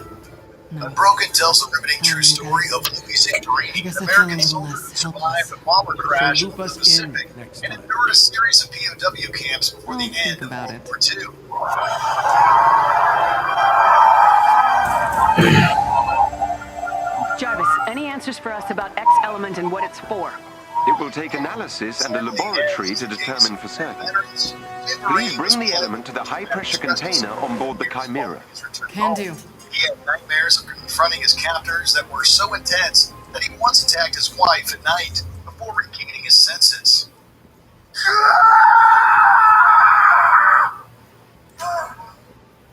When Zamperini turned to alcohol as a way to sleep better, he only further damaged his psyche. Thankfully, Zamperini found closure with his ordeal and did improve. But his post-war life certainly was not the picnic the ending of the film suggests it was. Oh, God, look at you.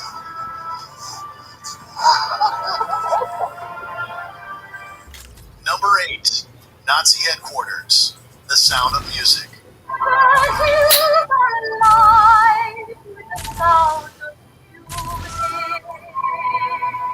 When you're singing along to the happy Sound of Music track, you're probably not thinking about Nazis living in the hills. But that's the sad reality.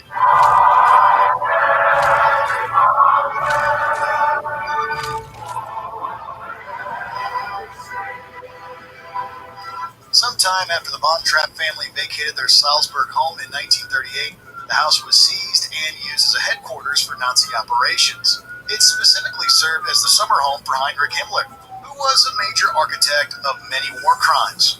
The Von Trapp home was even visited by Adolf Hitler himself. Thankfully, the estate was turned back over to the missionaries after World War II. We're not surprised the Von Trapps left out a song about the house's regrettable history.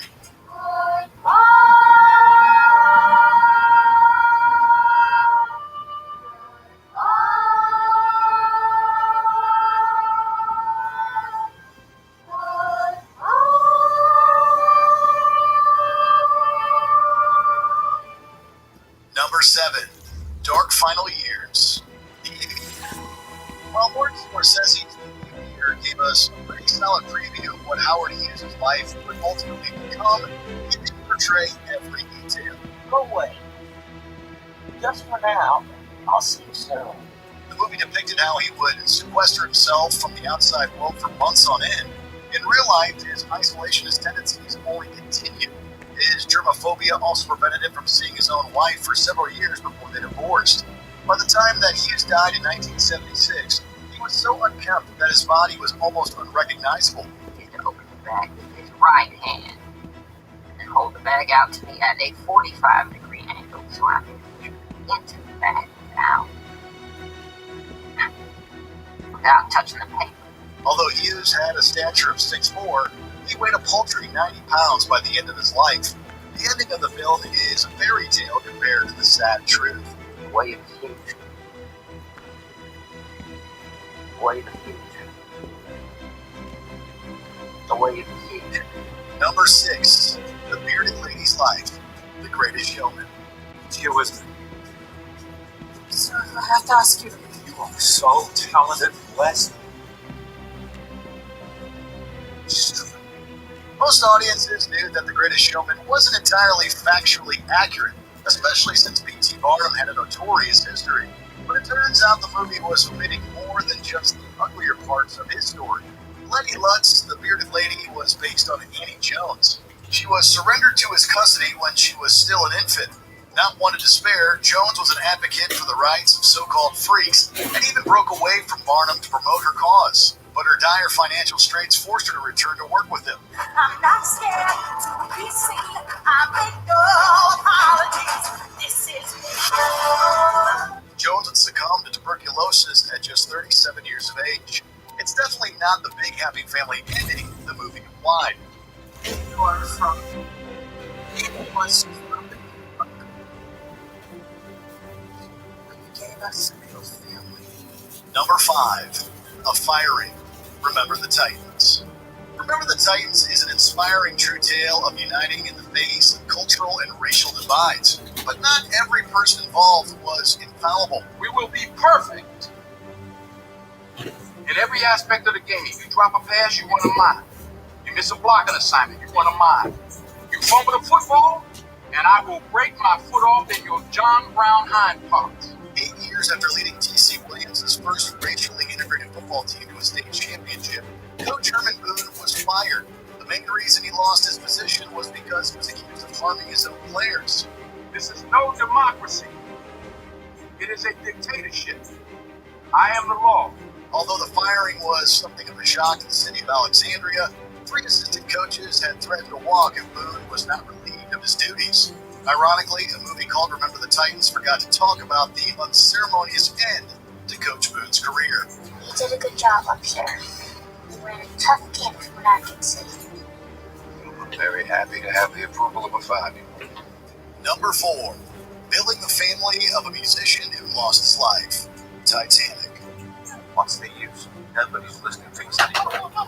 Well, then let's just dinner on. Come on, let's play. Give us Orpheus. The epic drama definitely got the biggest aspect of the tragedy right. After the RMS Titanic sank, over 1,500 people lost their lives. However, it left out an egregious human error that occurred in the aftermath. One of the bodies recovered was Jock Hume, a violinist who valiantly played amongst his compatriots as the ship sank. But his brave final actions were dishonored. Right. That's it, man. Goodbye. Good luck.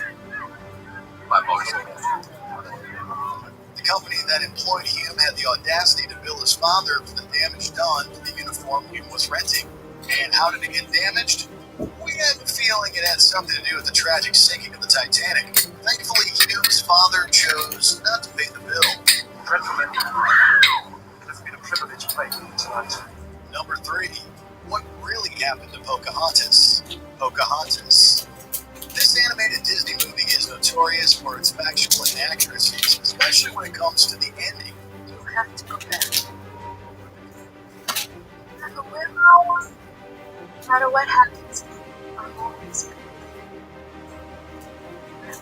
Although the film concludes with John Smith's departure from the Americas, it doesn't show that the real Pocahontas was subjected to a number of atrocities. She was captured by the English and used as a pawn in negotiations with her father, the chief of the Powhatans, for a full year. In 1614, she got married to tobacco planter John Rolfe, but it's unknown whether Pocahontas had a choice in their union. No. Why should not be also joined together? Confess it. She was subsequently taken to England and used primarily as a propaganda symbol. Unfortunately, she passed away from an unconfirmed illness at just 21 years of age. Your dear mother, Rebecca, fell ill in our outward passage at Gray's End. Number 2. The town's continued decline. Aaron Brockovich. While the real Aaron Brockovich deemed the film to be about 98% accurate, this fascinating people's interest story doesn't exactly address what happened after David slayed Goliath.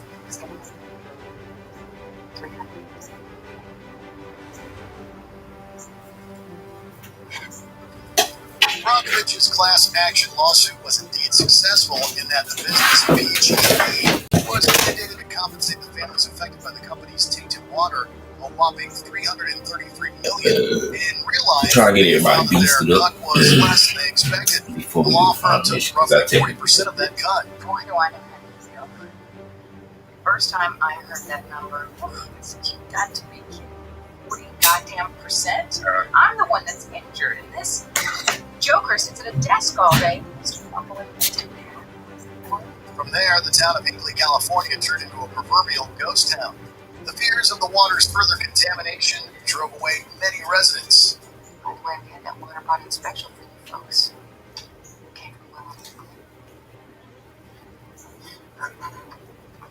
Before we continue, be sure to subscribe to our channel and ring the bell to get notified about our latest videos. You have the option to be notified for occasional videos or all of them. If you're on your phone, make sure you go into your settings and switch on notifications. Number 1. Disappearance after freedom. 12 years a slave. Not any free. Now I promise you upon my liberation, I will have satisfaction for this wrong. Sullivan Northup was a free black man. We've identified an AIM facility that is vulnerable to attack. Though there are still security synthoids to contend with, we expect the Avengers should be able to easily prevail. Take out any AIM forces you encounter.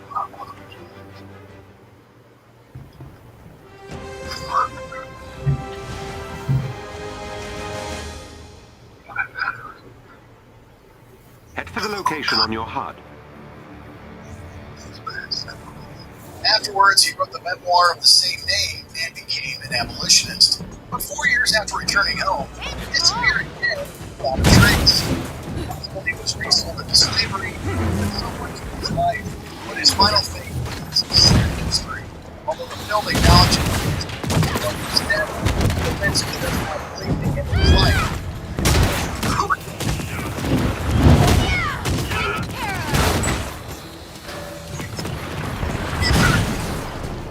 If you agree with our picks, check out this other recent watch video, and be sure to subscribe and ring the bell to be notified about our latest videos.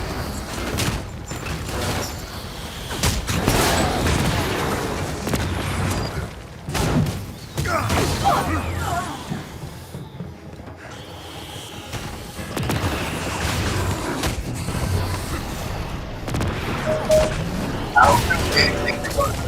I saw it. But they canceled those, so I know I can't go, but I really wish I could. Hey guys, this is Cole from Tokyo. Hello. This is Yoyogi Park. We're going to Kakigori, which is our favorite summertime drink. That's amazing. Let me show you these hidden valleys. Let's go ahead. My friends, actually, oh my god! That's my kind of place. Let's clear walkability. Look at how big it is. Girl, you like big, girl. That big. How big it is. These enemies must be defeated.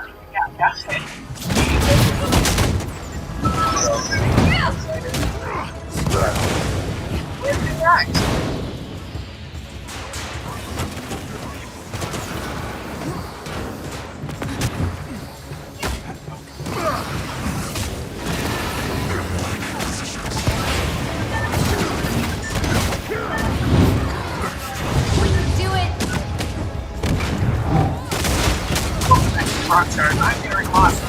Right now, the latest trailer for and some of the original film, but I didn't bring that. And actually, a TV cameo in Ghostfac3 too. And that parent-child connection has inspired this film, something to great entertainment into and special directors right now you didn't IT in, but you're a new Rockstar waiting for us on screens and find all the stuff we're not supposed to find yet. Posted every Ghost Speaker. Let's do this. Does this feel good? Yeah, I know that sounds. Let's do this. Let's break down all the Easter eggs. Filming in Somerville, Oklahoma, hometown of the president, where the late film famous, and the destination of his daughter, Callie, Mary Boone, and her two children, Trevor. Great smoke, they named after her grandfather. Bill was actually the house that took it to the series. Maybe by the classic trap on the door. Get there by her grandfather. Like integration. slide 40 miles around like a little bit, making me wonder if someone was trapped inside that trap that he didn't want to, or could the other victims. The big pregnant said that he decided to go on the sacred house, like that Ecto would, also covered in the wings. Like this, we see a photo of the original lineup of the great state out here back then, and instead of Mark, and Bill Murray confirms to appear in this film alone, supporting Weaver as Nina. Rosina Fox returns as Jenny, still rocking her golden black, like the ones she would wear when she was the Ghostbusters secretary.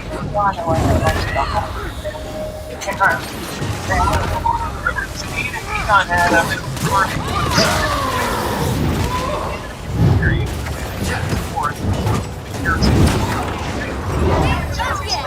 Power on, calling the way to Ghostbusters, like the interview from the power grid from their Ecto container. Trevor finds the Ecto-1 and repairs it, takes it joyriding through the field, like the next set after shooting. The world's party of the engine. He has to research the brain father to the Ghostbusters from their Trevor finds Egon in a Walmart adorable scene with all red and Susan sees his street up and he's partying it up. Two are rolling the getaway, and one others are writing but one pulls the other with an umbrella skewer. Now I like how the one on the left stuck in the other's mouth. It's a little bit fatter, you can see it pretty. I'm not sure how he feels about that. And then one turns himself into a s'more. The enemies have been defeated. And honestly, that's how it went. I could be wrong, but it looks like Paul Rudd is holding up a Baskin Robbins ice cream. If so, would be a nod to Scott Lang's day job in Ant-Man. Baskin Robbins would be well aware of the ghostly conspiracy in this town because Baskin Robbins always finds out. Now, if you don't agree with where I'm going with this, or don't always agree with my take on this, nice work, Avengers. This won't be the last time we mount an assault on AIM's forces, but this should significantly weaken their capabilities. Is perfect for both beginners and experienced enters alike. It has preset templates like effects and filters and royalty-free music. Pump out a video in about 10 minutes. Filmora just released version 10.5 with new features like auto reframe and AR stickers. Let me show you how it works here. Just drag and drop your clip on the editing track and start editing. One feature we really appreciate of new Rockstars is the audio normalization. Want to get into content creation but don't know how to start? Well, download Wondershare Filmora 10 in the description below and try it for free. The free trial will have a watermark, but if you comment with what you think of the newest version of Filmora or share your own video creation using hashtag #CreateWithFilmora and tag New Rockstars on Twitter, the Filmora team will pick a lucky winner from each to give away a 1-year free license. So thanks again to Wondershare Filmora for sponsoring this video. Trevor and his friends hang out on the property of the Shandor Mining Company, which is a nod to Ivo Shandor, the architect who designed the building and served as a gateway to Gozer in the original film. The whole building is a huge superconductive antenna that was designed and built expressly for the purpose of pulling in and concentrating spiritual turbulence. The architect's name was Ivo Shandor, who founded the Open Spirit Unit. Actually, in that scene, Stan said that the girders were made of a rare selenium. Cold riveted girders with cores of pure selenium, which could have been mined here in Oklahoma. And as the kids descend into the mine, there is a statue of Gozer, flanked by upright statues of the Terror Dogs. So maybe the reason Spangler moved here was to investigate other gateways that Ivo Shandor and the rest of the Gozer cult might have constructed before they moved to New York City. And if there's one here, there might be many scattered all over the world. And as the Hellmouth opens, the demon clawing out is absolutely Gozer. You cannot mistake that haircut. Pink streams burst from the Hellmouth, spread all over the town. Jason Reitman actually said they scanned the original visual effect from the 1984 film and mapped it into this film to give everything the same iconic look and make this film feel so directly linked to the production side of the two 80s films. Same goes for the patron at the diner. Notice how he wears old-timey miner clothes and a hat with a light on it. He probably was a Shandor Mining Company employee. Reitman actually said his design was a throwback to the taxi driver ghost in the 84 film.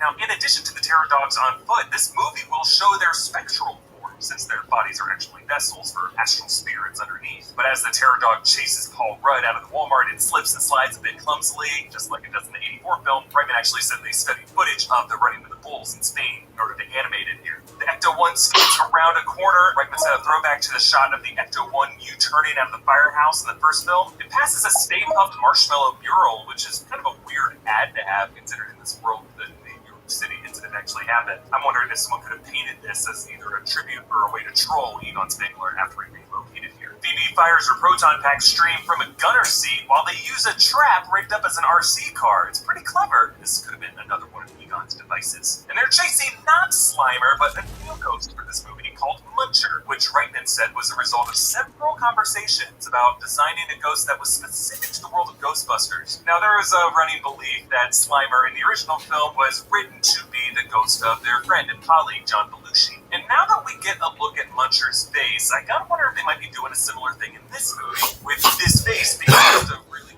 gross, dwarfed, inhuman one of the iconic faces of the original cast. Not Bill Murray, since he has stated in the past that he would only return if he got to play the ghost. But a few months back, he did say in an interview that his experience shooting the film was physically painful because he had to wear a proton pack that was super uncomfortable. He could have been joking around. The guy is kind of hard to read, obviously. But if it's not him, I am wondering if Muncher could actually be the ghost of Egon Spengler, a way to contribute to the Uranus as a way of any picture to John Belushi. Another shot of them watching Ghostbusters commercials on YouTube, but this time you can see the recommended videos. 10 signs the government is run by Shandorians, suggesting that people in this world will be the cult of Shandor Gozer worshippers who have corrupted high-ranking members of government. Then, where are the Ghostbusters now? And it looks like there's present-day images of Dan Aykroyd and Bill Murray. Then proton acceleration with Megan Amram. Amram is a comedy writer from shows like The Good Place and Parks and Rec. And Savage Science of the Proton Pack with Adam Savage from Mythbusters, with a still that looks like it's from his tested video on YouTube where he wore his Ghostbusters jumpsuit.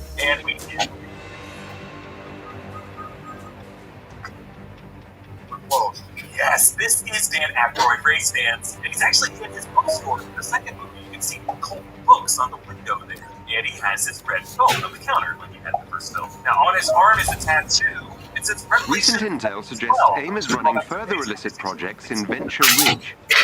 I suggest we pay the town a visit to disrupt them, and remind Monica the Avengers are a force to be reckoned with.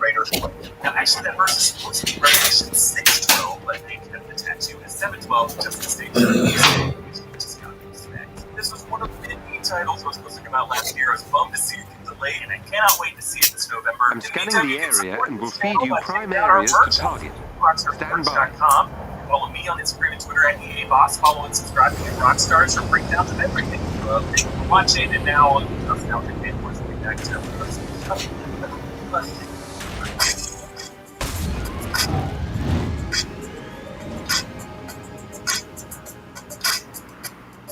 Disable the nearby hypercircuit station.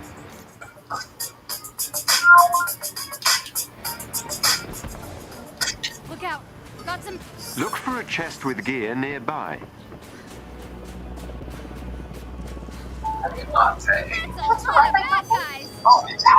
It's easy to be unsafe. Mom, what's your 424 number?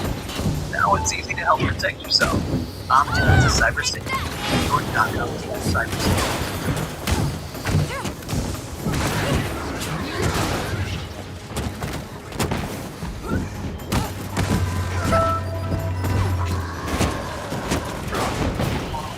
Everybody okay? I got a call. There was trouble in the house.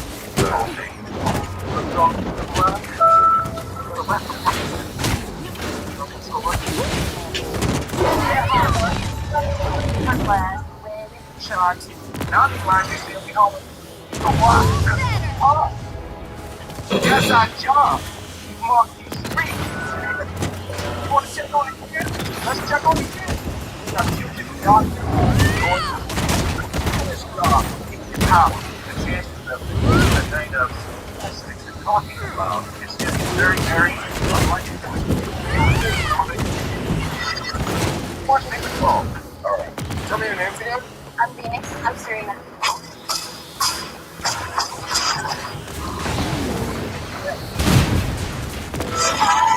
I will be a 78-page plan for the whole career before they was even born. You know, it's so great. How come I've never heard of them? They're from Compton. It's okay. They just not used to seeing other people like that. Nervous. They can step up. It's okay, baby. I got it. Oh, no, brother, man. I got it. Yes.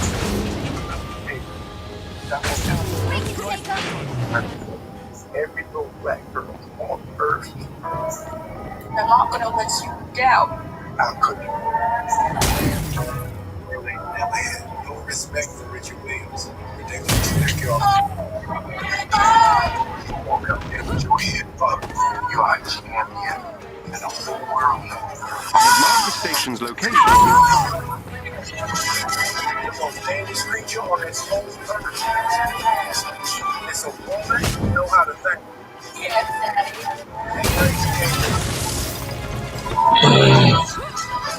You wanna show them how dangerous you are?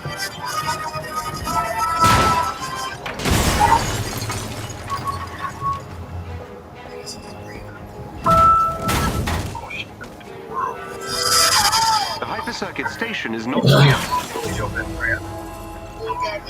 Serena Williams. Who is your best friend?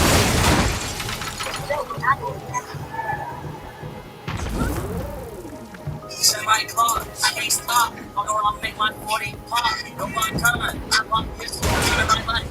Alright guys, I guess we don't want to discuss the possibility of Naruto actually retiring as Hokage temporarily to actually train and get better as a ninja over the time skip.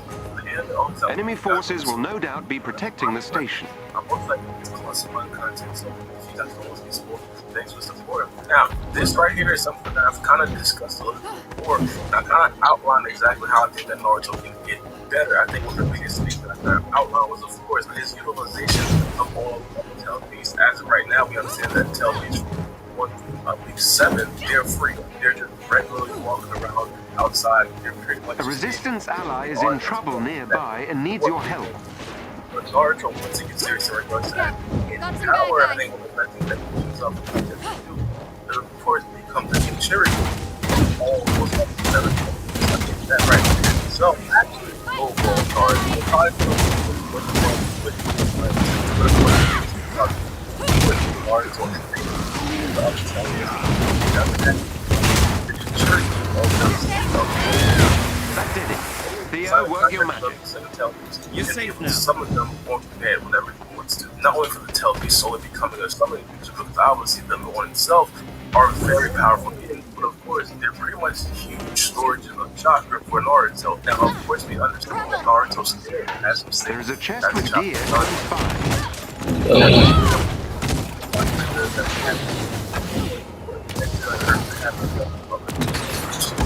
Now, not only that, one of the things that I probably that I say that 16 year time skip over the time when Naruto actually finished before finishing the war. I thought that Naruto would be a lot more efficient than the that we have already seen. Naruto, for example, water style, earth style, fire style. Obviously, we have seen Naruto use some of those things, but we haven't necessarily seen it to the best of his ability. And of course, the insane chakra reserve that Naruto himself has, chakra styles for us to not be able to see it. It's kind of confusing people to look against the power style. We're gonna get the better stuff that will up and down on Naruto.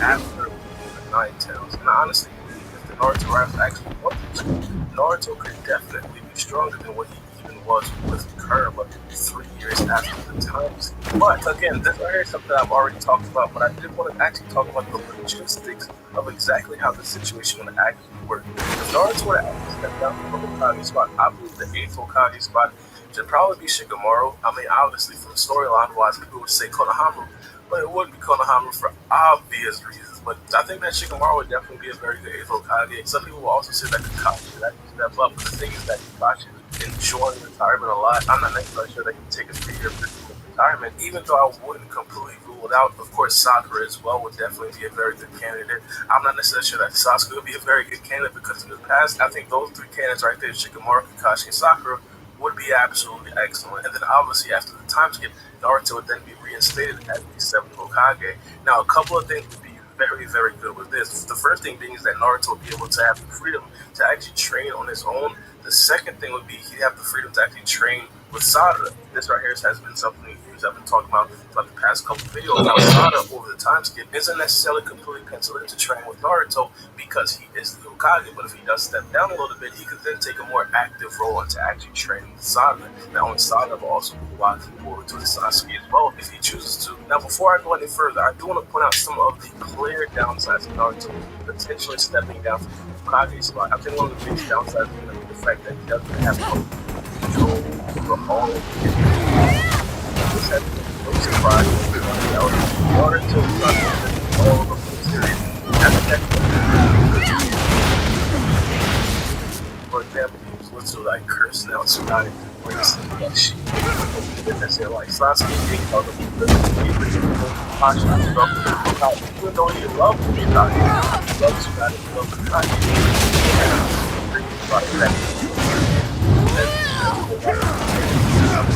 If like Shimura was the Hokage, Kuraki would not stay at Naruto.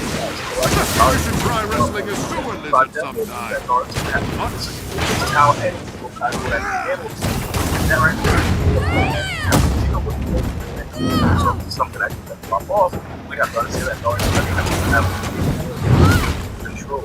One of the biggest decisions for any Hokage right now is what exactly to do with Boruto. Because we understand that Boruto, as of right now, is essentially a ticking time bomb. There's a very good chance that he's going to be taken over by Momoshiki at any given point, as the damage that Momoshiki can actually do if he's resurrected and no one's around him would be absolutely astronomical.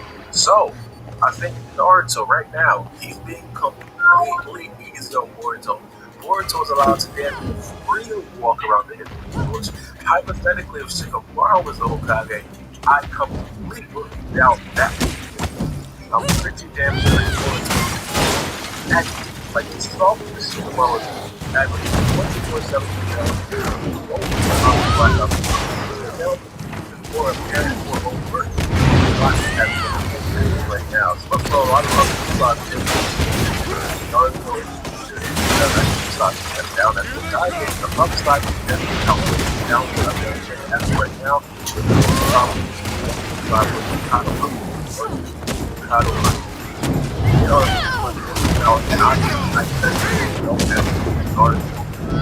Times Naruto and Sasuke both a lot stronger. Most times that like I actually organization. Not only that, we understand the OG members are pretty much going to be a prevalent part of the as the cyborgs right now. I'm pretty damn sure there's going to be some OG members at the times that are probably going to be not necessarily on the same level, but close. If that is the case, Naruto and Sasuke, along with Kuwaki, Boruto, Sada, and team, are going to have very strong. Now, obviously, one of the biggest questions is going to be how likely is this from the writer's perspective. I brought this point up, I think, last week. I think the chances of Naruto and Sasuke improving is as high as it has been over the whole course of the 4th series because of the introduction of Naruto and Sasuke as his baby. Of course, if he wants to act, very to do so. Naruto and Sasuke getting stronger, fighting along like Kuwaki Boruto, better story. Obviously, just confiscating Naruto and Sasuke for the sake of boosting up Boruto wouldn't necessarily be the best reason. But personally, the chances of Naruto and Sasuke getting stronger is as high as it is now with the Sasuke Kishimoto writing the story. But let me know what you guys think. Do you guys think that it would be a good idea for Naruto to actually retire as Hokage temporarily to train over the time skip? Let me know what you guys think. But it's the important part. Here we go. Night.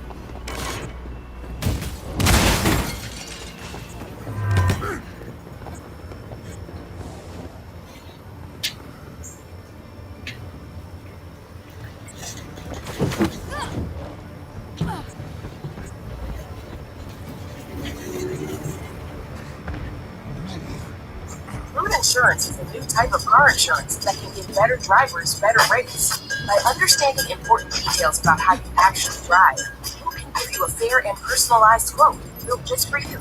Just download the Root app, get on the road for a bit, and we'll give you a quote. Download Root today and see how much you can save.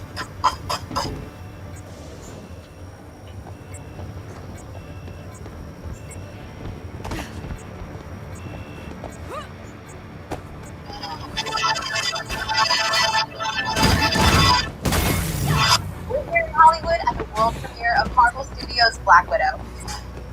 Tonight, lucky fans, special seats at the Studio Loud Lounge here at the El Capitan Theater. Let's take a look at all the fun and learn more about the exciting activation built with OLED technology provided by LG. Really cool. Awesome. We are in the lower lounge of the historic El Capitan Theater. Oh my god. We are inside the Studio Lab lounge. Oh my god. LG is a technology innovation partner of the Studio Lab, and OLED was absolutely our first choice. Who does that? Color accuracy, self-lit How technology, losing like that? really it just gets the most vibrant lights. Man, this TV is just beautiful. As you can see, the lounge is completely themed for Black Widow. I feel like that there were different stats up for the characters because you fall in love with these movies, you fall in love with the characters. And so having that was just like an Easter egg for us. As the fans come in here, they'll get to see the lounge for the first time. This is not yet open to the public. And they'll get to see the screens and the content that we've made custom to support Black Widow. There's a secret hidden key in the content that they will see. When they explore the back of the space, they will discover a photo op where they put that secret key in and it will unlock it. Creating something like this during the pandemic was incredible. Everything you see in here was chosen completely virtually. We didn't touch or feel anything from the wallpaper to the carpets to the furniture, and we could only guess, mathematically obviously, at the size of the screen for the placement. So we did everything virtually. We worked with our partners at LG in South Korea, and vendors and suppliers here in Los Angeles, and the whole team was remote. From the interactive character posters to the theme photo op, OLED technology provides a must-see and immersive experience for fans. Don't miss Marvel Studios' Black Widow when it hits theaters and Disney Plus with premiere access on July 9th.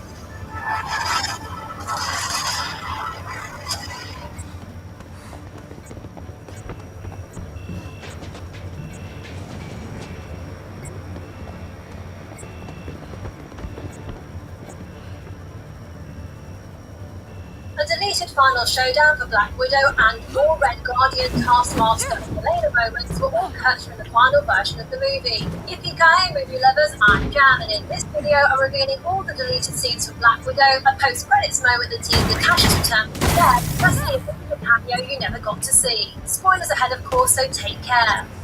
The Black Widow post-credits scene sees Natasha with Natasha's tombstone in Ohio, and as she mourns her sister, she whistles softly. This is the same whistle that the sisters used to call each other as children, and which they also did as they parted at the end of the movie. In the end credits scene, after Helena whistles, there's a brief pause as she waits or hopes for a response, as do we, but there isn't one. However, Black Widow director Kate Shortland has now revealed that there were discussions about including a whistle reply in the scene. Natasha, of course, died in Endgame when she gave her life in return for the Soul Stone, and together with Tony Stark, she's one of the few Avengers that have so far remained dead in the MCU. If Yelena had heard a reply to her whistle, even if it seemed like it wasn't real and she'd imagined it, then I expect it would have fueled lots of speculation that Natasha could soon return in an upcoming MCU project, similar to some fans wishful hoping about Iron Man's hammer sound at the end of Endgame. Many other dead Marvel characters have already made a return to the MCU, including Vision and Loki, albeit in different versions and timelines, and even Coulson was reanimated for Agents of S.H.I.E.L.D. after Loki killed him in the Avengers, so I wouldn't be totally opposed to the OG Black Widow returning if it was done in the right way.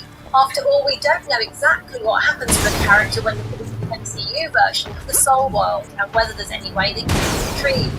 Thanos saw and spoke to a young version of dead Gamora after he snapped, a hint that the Soul World could be accessible perhaps. Of course, there'd be many fans who loved the Natasha return in a Black Widow sequel or even a different movie, and I think that including the whistle response would have given fans the impression that Marvel was committed to doing that in some way, which is my guess for why they ultimately do it. Leave a thumbs up if you believe in a whistle response, and let me know when you think Natasha should come back from the dead. The main events of the movie culminated with King Natasha taking out Dreykov, liberating his brainwashed widows, and crashing the airborne Red Room to the ground. As Secretary Ross, together with a large military convoy, heads towards the crash site, Nat sends her adopted family and the Room survivors away, while she waits to face the alone. What exactly happens next is left to our imagination as the film cuts to black before returning with an epilogue scene set 2 weeks later that shows Natasha is still free. Footage from the Black Widow trailers, however, indicates that originally there was an alternate or extended version of this ending where Ross gets out and together with SWAT team in the movie. You see the Hungarian writing on the curtain behind Ross and the Red Room appears to crash down somewhere in Hungary, perhaps even near Budapest. There's also deleted footage in the trailers of marksmen emerging from cars with scores of military personnel taking up positions among the wreckage of the Red Room, with their sights presumably set on Natasha. It seems like this would have been an almost impossible situation for Natasha to escape from by herself, although given some of the crazy fun action in the movie, it's not unfeasible to think that she would have found a way out, given she and Hawkeye's plan to shoot out with the Hungarian Special Forces Destroy many the years station's earlier. power core. It's also possible that she somehow to get clear or trick him again in some way, but I don't think she would have been a investigation. Power core is on Moment Harvey Guardian wanted to lock him in prison, and we find him bragging about the supposed battles he had with Captain America. It was this plan for I step. And the prison break scene when Natasha and Elena come to rescue him and more extensive Red Guardian combat scenes. The marketing material shows finding some prisoners who got out after a prison riot kicked off, and in some behind the scenes footage, we can also see Alexei fighting off a pack of prison guards, whereas the final version of Red Guardian only encountered the guards rather than climbing through the walls. I suspect the longer prison fight was cut for time, and the final was already to hands on, though personally I never thought it was on track. Some more Red Guardian raids from the trailers that didn't make it to the final movie include Lex in admiring his muscles in Alina's bathroom, which is deleted from the scene where he decides to put on his old Red Guardian suit. We also don't get to see him putting on his helmet as it does appear in the promos, and Alexi's reaction after he leaves the bathroom with his costume on is noticeably different in the trailer compared to the final movie.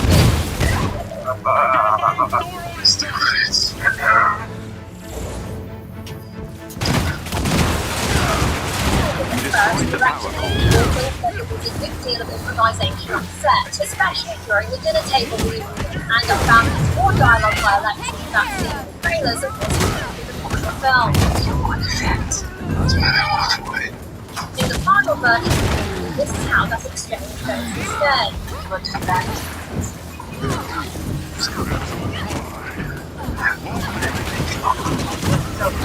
Also in the trailers, but not in the final film, is footage of Taskmaster watching Black Widow fight and analysing her moves. Call sign Taskmaster. That line from Elena did not make it to the final film either. By the way, the footage from that cutscene is actually taken from Natasha's hallway fighting climax too. In the final movie, Taskmaster analysing Natasha's moves during the fight on the bridge rather than in advance.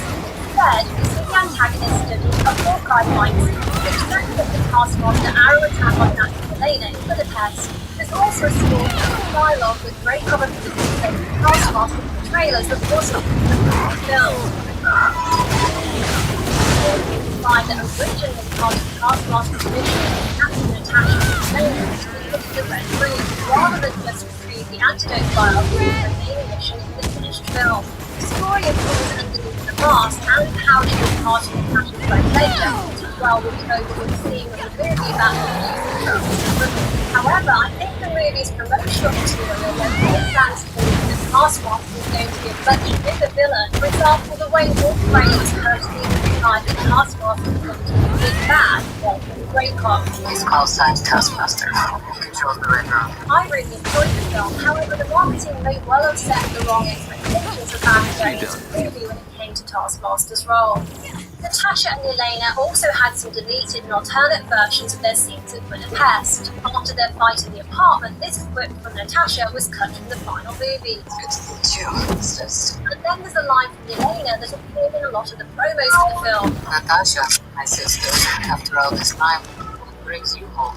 I can see why this was cut, but it doesn't make a lot of sense in the movie, given it was Yelena who sent Natasha the files of antidote together with their childhood photo in the first place, so Yelena already knew why Natasha had come home. And there's also a deleted line from Yelena's dialogue about what she imagined Natasha's life would have been like in America. You're thinking about moving, but you're going to take adjust rates with them.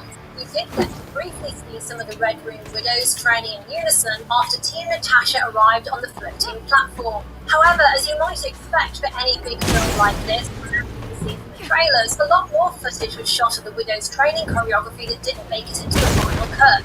And a cameo by Tony Stark was also apparently on the cards, according to a September 2019 deadline report from the Saturn Awards, where it was stated that, quote, Downey will be seen in the role of Stark one more time in the Marvel prequel Black Widow. Clearly Tony Stark wasn't in the movie, although Yelena did mention him at one point as one of Natasha's Avengers scientist friends who she thought could help analyze the mind shield control cache near to you. Why don't you take it to one of their super when I scientists? see shield stuff. Tony Stark, maybe? Given their final words in Civil War, though, I doubt they'd have been on speaking terms during the main events of Black Widow, so I don't think it would have made a lot of sense for him to appear in the film. Charlotte told Ross what you did, so Not the one that needs to watch their back. Still, possible scenarios where he might have fit would have been via a flashback or reusing footage from a previous movie, like when Thor Ragnarok used an old Ultron clip of Natasha to calm the Hulk and bring Banner back. Alternately, Tony could have been a voice over the phone, similar to how Hawkeye's voice was in the movie during the flashback to the assassination of Dreykov.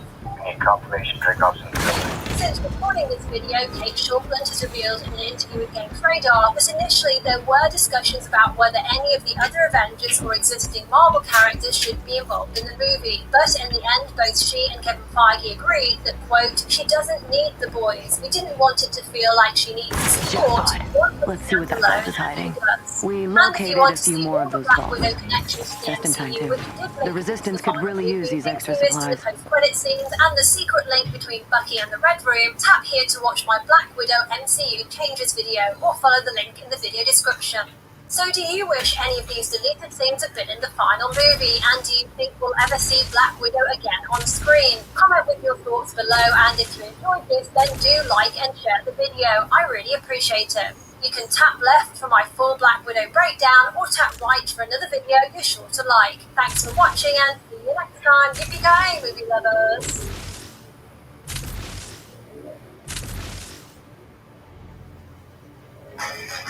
You can't stop smiling.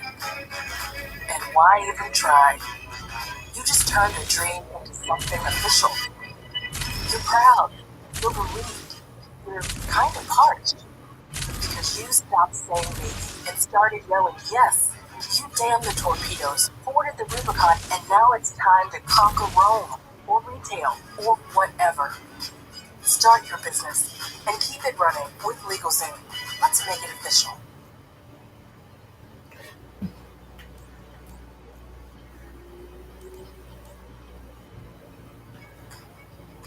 Why is Lily the best bank account for freelancers? You really don't know already?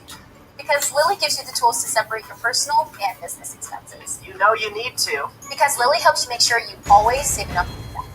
No more late-night panic attacks or IRS penalties. Yay! Because Lily doesn't charge you any monthly fee. We want you to invest in yourself, not in your bank. Because Lily doesn't require you to keep a minimum balance on your account. Slow months are totally okay here. Because your direct deposit arrives up to 2 days earlier. When you've already waited 4 weeks to get paid, there is no need to wait any longer. Because Lily creates your quarterly expense report for you. You love us, your CPA loves you, it's a win-win. Any other questions? Yes. What are you waiting for? Open your account today. It'll take less than 3 minutes. Lily, banking designed for freelancers. I didn't realize you were doing that.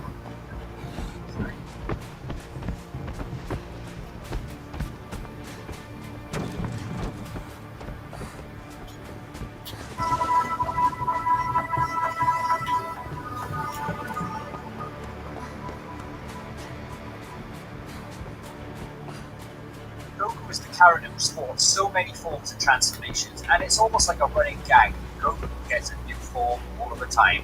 Of course, he's Dragon Ball Z character and needs to sell that merchandise. Ultra Instinct is Goku's most powerful form to date. I'm calling it a form for the purpose of this video. Many call it a technique, and that's fine. To me, it's a power-up, heightened reactions, like a greater version of Kaioken, but it comes with a hair color and eye change to silver rather than the gold hair of Super Saiyan.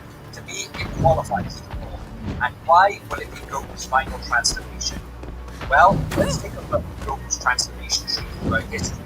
He's been the Great Ape, a Super Saiyan, an Ascended Super Saiyan, an Ascended Super Saiyan, a true Primal Super Saiyan in Super Saiyan 4, being a Super Saiyan God with the power of a Super Saiyan called Super Saiyan Blue. He's combined the Kaioken as well, and then finally, at the end of Dragon Ball Super, all of Whis' training, it's his highest point, as Goku finally achieves Ultra Instinct. A state which makes Goku stronger than ever, faster than ever, and has an autonomous ability to dodge almost anything. When a character reaches a state or form which he has worked the entire series for, how can you top that? Well, we can use the notion that Goku always breaks his limits, and one day Ultra Instinct will just die out the same way the old Super Saiyan was. Or, if we give the writers credit for a moment and actually trust their storytelling ability, than them thinking about the cash in their wallets all the time, then the writers may finally see that Ultra Instinct would be considered Goku's pride in the entire life.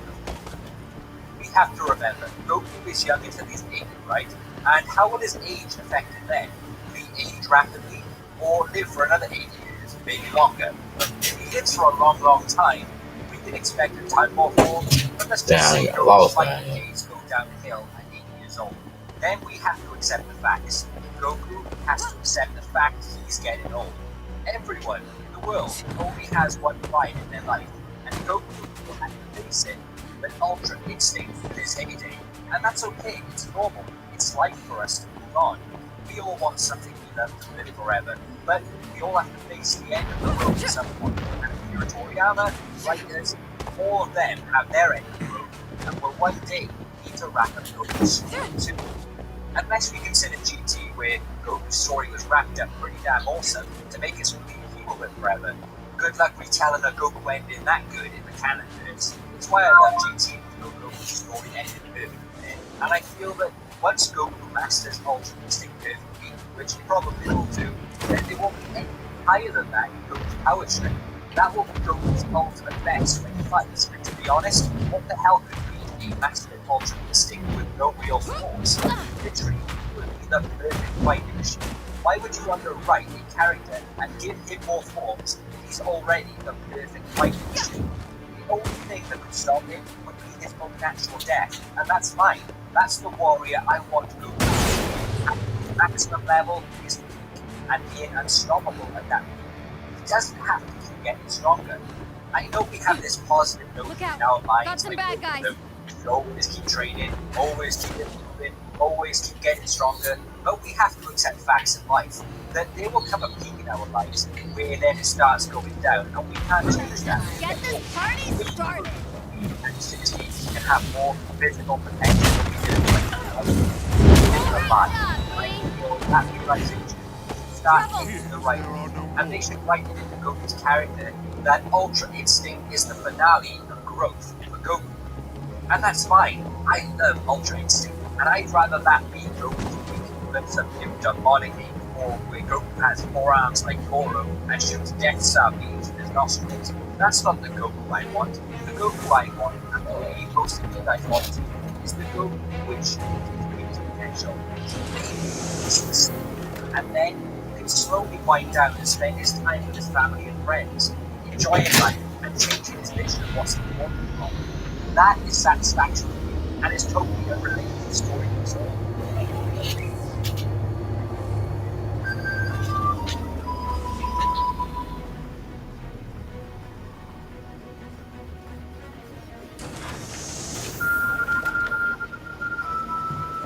You need to access the terminal to reach the turbines. Thank you for watching, scholars. Today I'm featuring some of the papers. What character are you?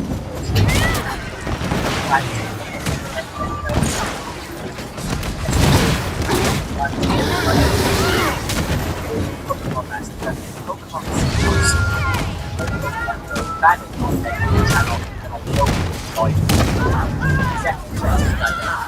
I'm going to scholar has a channel.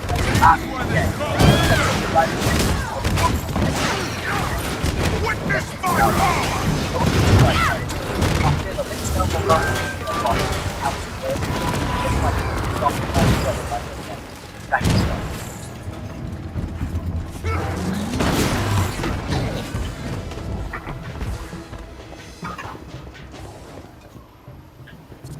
was a time in my life when I felt free. I've been thinking about him. I love my husband. I'm just not sure that this is who I'm supposed to be. The wild experiences. I want to have them with me. Destroy the turbines. I got to think of you for 8 years. Tell me you never think about me. You are playing with fire. AIM has sent forces to stop you. I don't know. I like these odds.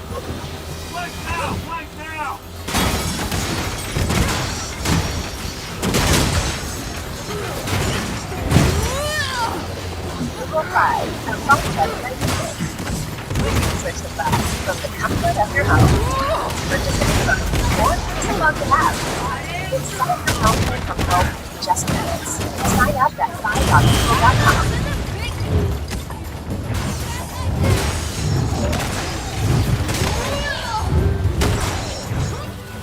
With Disney fans think Jungle Cruise, they think riding around in boats, fascinating animals, and funny dad jokes galore. All that can be found in Disney's big film Eggs on the Ride, but there's also so much more.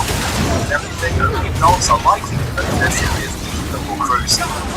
Adults remember the music of the 1990s, prior to the first two notes of the ballad that opened Jungle Cruise. No, that song wasn't composed specifically for the film. It's the instrumental to Power Ballad Nothing Else Matters, which was released by Metallica in 1991 and has since become a staple of the band's live shows and one of its most recognizable songs. According to the credits of Jungle Cruise, Metallica reimagined Nothing Else Matters with the film's composer James Newton Howard, and the four current members of the band, James Hetfield, Lars Ulrich, Kirk Hammett, and Robert Semino, are listed as featured performers on the movie's version of the song. The ballad's haunting and the color quality makes it especially recognizable. And while the melody is lovely, it's not clear why Howard decided to feature an orchestral version of a hit from the 90s in the film. In fact, for those in the know, the inclusion of Nothing Else Matters may be outright distracting, especially if it takes place in 1916 and otherwise features an entirely original score. On the other hand, it can also serve as a good excuse to introduce kids to Metallica. From a bus full of soldiers and German U-boats, historical references abound in Jungle Cruise. However, unless they're exceptionally young history buffs, kids are unlikely to be familiar with the film's numerous nods to World War I. After all, while World War II's Nazis were made popular for TV villains, it's much rarer for Germans from World War I to be Tories antagonism, as is the case with Jesse Plemons' villainous Prince when he in Jungle Cruise. Part of Lillian McGregor Houghton's argument for going out is that it could revolutionize medicine by healing British and other Allied soldiers, who were even more likely to die of disease in the trenches than they were to be killed by the Germans. The film also references Kaiser Wilhelm II, the last emperor of Germany, who abdicated his throne upon losing the war in 1918. However, even adults may not know that Wilhelm's youngest son really was named like he. As far as we know, in real life, Prince Lee inevitably goes to the Amazon to search for a legendary tree. Throughout the movie, Lily encounters more than her fair share of overt sexism. She's first introduced to the balcony of a theatre where her brother is presenting a speech. She wrote to an academic guild made up entirely of men, and although she has a PhD, her knowledge and abilities are often questioned, as is her resolve to go after the tears of the moon. Even her brother worries about who would take care of her if she went to the Amazon alone, although she's clearly more than capable of taking care of herself. In addition, her choice to wear pants, a rarity in 1916, is called out repeatedly. Frank finds her choice so exceptional that he even gives her the nickname Pants. Kids these days may be surprised by the treatments the obviously smart and determined Lily endures. Adults, however, will know quite well that blatant discrimination against women was more or less the global standard. If you can gain control of AIM's network temporarily, I can infiltrate their security Soon system. after Frank and Lily first meet, Frank is revealed to apply to her about his true identity. However, he regains her confidence when he goes up against a Jaguar who menaces the patrons of the restaurant where they're dining. After all, if Frank can take on a Jaguar, he's certainly capable of taking her up the Amazon. Careful, they smell fear. However, Lily missed one thing. Jaguars and other animals are unlikely to attack humans unless they've been directly threatened, which this jaguar clearly was not. As a result, many adults in the audience may realize that since the jaguar wasn't acting in self-defense, it's unclear why it came into the restaurant, much less attack the large gathering of people there. Given the fear and adrenaline Lily might have felt in that moment, she seems to have failed to notice that given those variables, while Frank's ability to wrestle the jaguar seemed impressive, something else was clearly going on. And indeed, the movie soon reveals that Frank and the jaguar, who's named Proxima, are in cahoots, with Proxima attacking Frank in order to secure him the job as Lily's skipper. Frank spoke to Aquila, sails past a pod of long-toothed dolphins that all bear little resemblance to the bottlenose dolphins many people are most familiar with. However, adults may be aware that there are numerous dolphin species, and one of them is the Amazon river dolphin shown in the movie. This freshwater dolphin is native to the Amazon and is also sometimes referred to as the pink river dolphin, or in Brazil, Ponta Rosa, due to its pinkish hue. In the movie, Lily refers to the dolphins by their scientific name, Inia AIM jeffrensis. will attempt to initiate a shutdown protocol if they gain access to the terminal. Provokes a myth about Amazon river dolphins being shapeshifters, and more broadly refers to the many other legends surrounding the species, including the one Frank relates, that looking into a pink river dolphin's eyes will lead to a lifetime of nightmares. Almost 20 years ago, I was inspired by a book based in Caribbean, Pirates of the Caribbean, The Curse of the Black Pearl. You may have heard of it. Have you?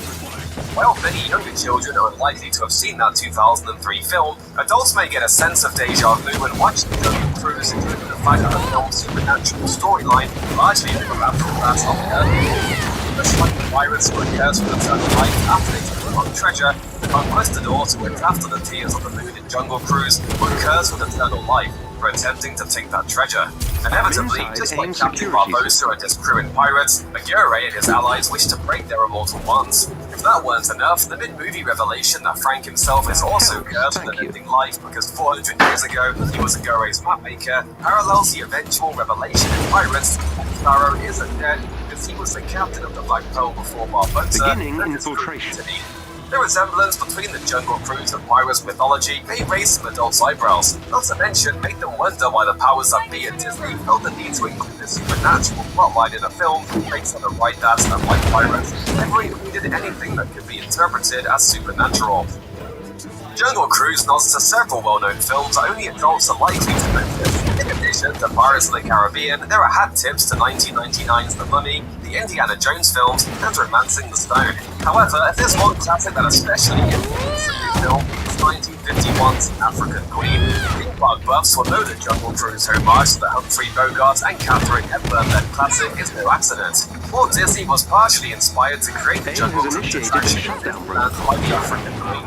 Given that connection, it's not surprising that the new movie bears a noticeable resemblance to the old film. Both have a plot that revolves around a skipper becoming involved with a brother and sister who require passage down a waterway during World War I.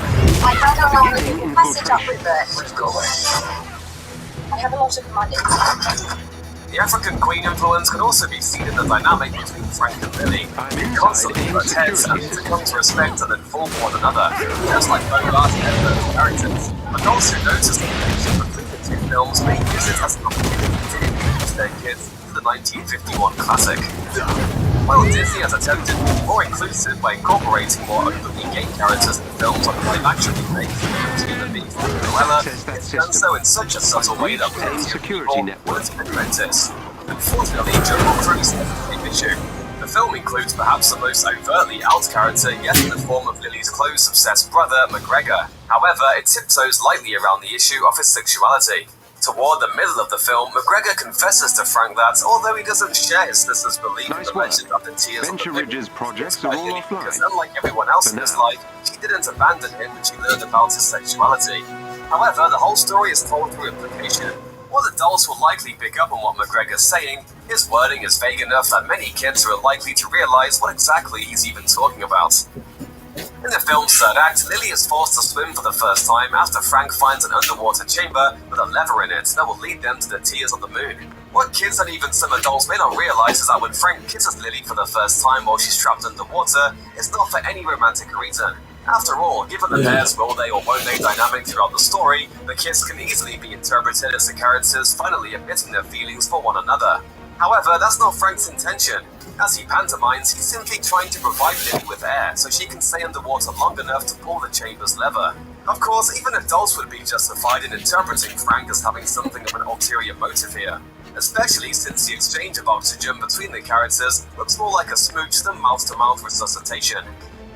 Kids who have been lucky enough to visit a Disney park may pick up on some of the film's direct references to the Jungle Cruise ride, when Frank goes under a makeshift waterfall early in the film and triumphantly introduces the backside of water with a declaration that it's the 8th wonder of the world. Everyone familiar with the ride will smile knowingly. However, there are some less obvious nods to the attraction that kids may miss, including a shocking number of ridiculous new puns and an early reference to Dr. Albert Falls, the man the ride's waterfall is supposedly named after. The rocks you see here in the river are sandstone, but some people just take them for granted. Plus, when Frank is first introduced guiding a jungle cruise of tourists down the Amazon, he essentially functions as a skipper in the theme park ride. As his boat continues along the water, it's revealed that Frank has rigged up his own makeshift jungle cruise attraction, complete with a fake hippo in order to provide the same thrilling and silly experience as the ride Disney parks fans adore. It's one of my bolder attractions. Interestingly, after delays to the coronavirus pandemic, Jungle Cruise is hitting theaters just as Disneyland opens an updated version of the ride, and the revised experience no longer includes characters that are featured in the film. After years of complaints over the attraction's depiction of native people, Disneyland removed some of the audio animatronic characters that appeared toward the end of the ride, including Trader Sam, who is willing to exchange 2 of his shrunken heads for one of yours. The updated ride also excised a group of headhunters who are characterized as savages and throw spears at the ride vehicle. Yet Jungle Cruise features both a Jacob Bob's Trader Sam and a group of supposedly threatening indigenous people. While the story avoids shading into racism by revealing that the natives' behavior is all just part of a scheme cooked up with Frank to make his jungle cruises more exciting, adults who keep up on Disney Parks news will know that these references to the ride are now things of the past. Well, I look forward to disappointing you. Check out one of our newest videos right here. Plus, even more Looper videos about your favorite movies and TV shows are coming soon. Subscribe to our YouTube channel and hit the bell so you don't miss a single one.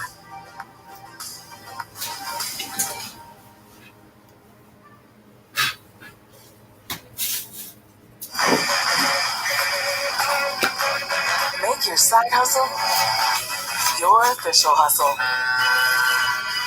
Start your business and keep it running with LegalZoom. LegalZoom, let's make it official.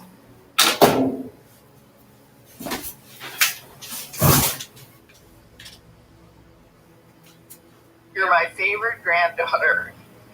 Well, I can say that because there's no one else listening. Hi! Hey, how's my favorite cousin doing? I'm online shopping. Online shopping? We have a lot to buy for the summer. I have something to show you so that you can save money. I saw on a YouTube video, they use this extension called Honey. And you can put it in to your browser. What's a browser? Download Show me. You add it on your computer and it automatically saves to your browser. Add extension. There it is. It automatically searches the best coupons on the internet. Knowing that there are deals out there and Honey's gonna find them for me, why would I overpay for anything? And there's Coney right there. Oh! Someday I got that you can Oh my gosh! Oh! Ooh, this is fun. And it's free, so you can save money and you don't have to pay anymore. There's a lot to love about Honey. That's why there are over 100,000 5-star reviews. Add the button to your browser to unlock deals, earn rewards, and start saving. Go to joinhoney.com today.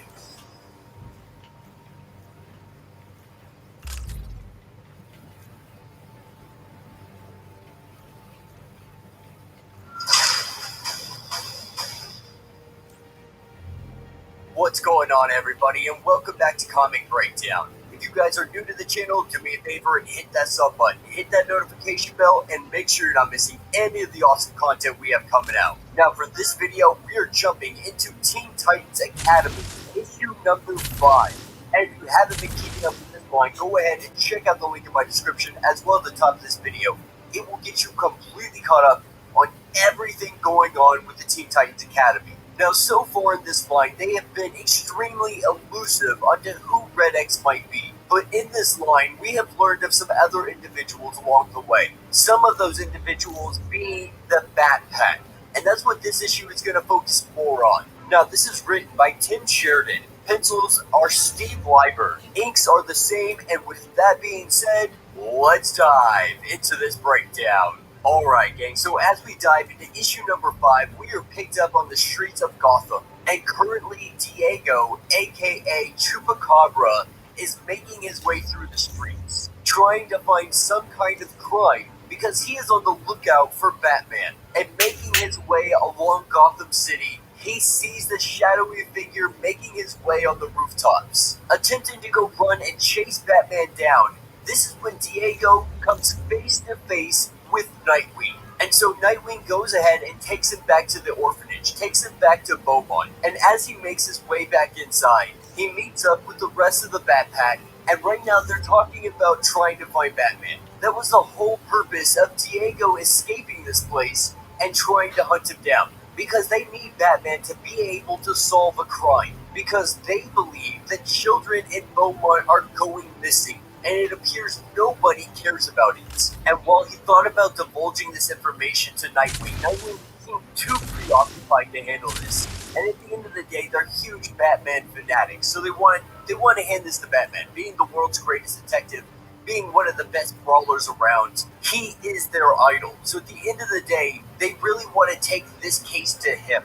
But if they're not able to get to Batman, if they're not able to find him, they believe they need to be able to solve this on their own and bring whatever evidence they find to Batman so he can crack the case the rest of the way. And so they devise a plan to break into the administrator's office. Picking the lock and making their way inside, they start shuffling through anything and everything, trying to find evidence that can connect the administrator and these missing children. And while they're going through all of the paperwork, this is when they hear somebody walking down the hallway. The administrator is making his way to the office, and coming in, it's the administrator and Dr. Grusel.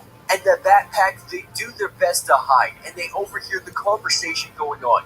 And that conversation is the administrator is more or less selling orphan children for science experiments. He's selling them to this doctor. And with a very limited supply of quality candidates, the next thing that he gets them to sell. Alright, what's the play? Not sure there's any chance of us getting into the city undetected. Yeah, pretty sure you rising from the dead is gonna attract attention. Then we give them something to draw their attention. Like maybe a son of Odin. I will bring the lightning, Captain. I won't even see you on the ground. Now, obviously, the administrator, he knows this isn't Lucas, but he's not going to say... We're being hailed, sir. Put him through. Hello? Anyone out there? They found us. They say we need to be cured, but we know what that means. Please, someone... Someone found the radio? That car is able to get away. Don't worry. You'll all be cured soon. Can you get a location? Right away, sir.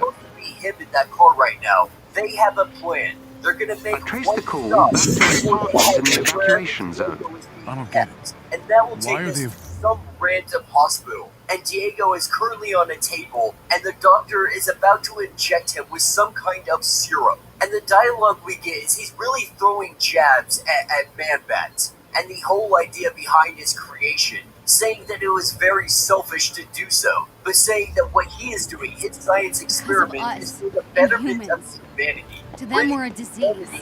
AIM has people believing they're dangerous. It's only gotten worse over the years. Diego passes out. And that's when we pick up some time later, and we see the Bat Pack sneaking their way inside this place to rescue. And as they're doing their best to try to be sly, he slowly wakes up from whatever happened to him. This is where we see the doctor transform, and he transforms into a version of Man-Bat. And he shows them his blood. They have no other option here than three simple humans that have no ability to fight off something in this magnitude. And so they right down the hallway, only the is completely boarded up. And so having no way out, with nowhere else to go, we see them prepare to fight with the best of their abilities. But lucky for them, they're not going to have to fight because this is where we see the survival of Night. Sit tight. We'll get you out of there. Those power cells control the locking mechanism. Having it at such a high frequency, and we see the Doctor transform from the man bat back down to a human, and Nightwing is able to arrest him. All of this, Echo was able to also hear that, because whatever super soldier hero and man bat had injected into him, or I should have been man bat Mary, actually man bat, all things. Not your smart. He ends up rolling the face. That was the legend of Trigger Pop, telling them that he doesn't want to change his soul way. What he is perfect night is telling him like that's it. Work your magic. But when he is now going to jail, because the rest of that on the way to rescue Diego, Diego decides to drop off all the files and he first got a hold of Batman, causing the administrator to get arrested information of where this doctor might be. And so with all of this going on, the orphanage more or less is going to be shut down. So either the doctor right now the Batman goes straight worried that they might be screwed up. When that lets them know that they're off, the terrorists never place that they should all go. That place is Titan's Academy. And that's what brings us to present day. Because right now they're currently having a conversation with Red X. And Red X wants to know the story on the backpack. And after hearing the entire story, or at least more or less the entire story, he tells them that he deal with the deal. And the deal he made is that he would show his identity. He would expose who he is. And he's doing it because he wants to earn their trust. As it stands, they have the trust of Nightwing. It's everything Nightwing has done for them. But he doesn't want the backpack on Nightwing's team. He wants them on his team. And he sees this as the way to telling them that Titans don't actually care about them. Telling them that they're just on overall more than the mission. Because they never tell them what the actual trade is. They just tell them that they need to trade and be prepared. And so Red X is subtly planting the idea that the Teen Titans are hiding things from them, building that mistrust. That way eventually they can decide. Please, they've been searching the city for Inhumans. Our friends were on the way to the safe house. But he tells them there's great celebrate on approach to take that. Don't know how many of these guys are out there. I've located another containment cell. How could we let this happen? We have a chance to stop them now. There is an elite AIM unit near you. Defeat them, and you may gain something useful. Grabs the rest of the backpack and brings them upstairs as fireworks are going off because it is the end of the first semester and summer break is upon them. And the backpack is now left asking itself, what do we do now? Now that we've found Red X's identity, what do we do with the information? Who do we give the information to? Or do we just keep it to ourselves and report the Red X himself? And that will be the end of this issue. So let me know what you guys do down in the comments. Radar-resistant allies is close by and could use some help with that bad, but this is a good little origin story for them. Or at least for Diego at the bottom line. But more or less, they're just kids that were in an orphanage, getting experimented on, and they ended up fighting their way to the Titan Academy. They could be a huge asset to the Titans, because while two of them may not necessarily have superpowers, they definitely three together have the skill set to be able to solve a lot of things. What's dead should stay dead, Captain. The weak give way to the strong. Sounds familiar. Those guys lost too. Not really getting as many as we could be. But yeah, let me know what you guys think down in the comments. If you have not yet, do me a favor, hit that sub button. Hit that notification bell. Make sure you not miss any of the awesome content we have coming out. And until the next breakdown.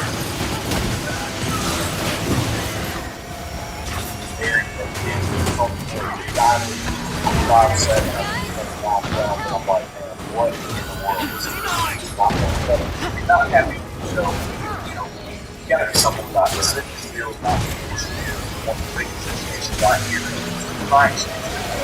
Man, I'm so busy. I don't have time to do it. I'm so late. I'm so bored. It's like, I've got to see that I haven't been able to work. Look for a chest containing special resources nearby.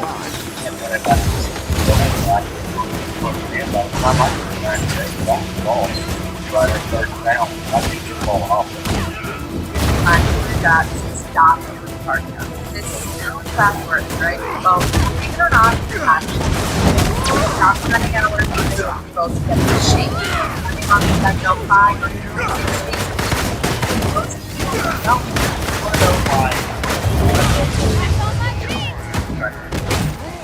you never have but cardio actually burns calories. That's enough of these speed. Let's find the Inhumans. With the very next meal that you eat stored as more fat. Well, This is why when we know they're heavily armed, and they run love to for hear an hour a themselves day, it seems like you get softer, but you don't actually Ooh, lose I feel weight. seen. And this is one of the biggest reasons why most weight loss attempts fail within the first 3 weeks. I don't do an hour of cardio. I have never done an hour of cardio in the past 5 days. And I stay 70% myself year-round. protect the Inhumans! Avengers! Help! Get them! We can halt the infection! No one else will stop us! We're not infected!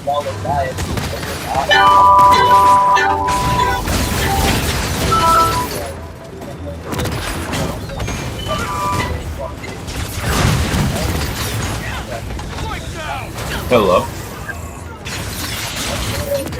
Hello.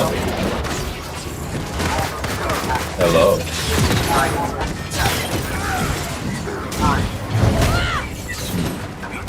How long do you think trying on your own?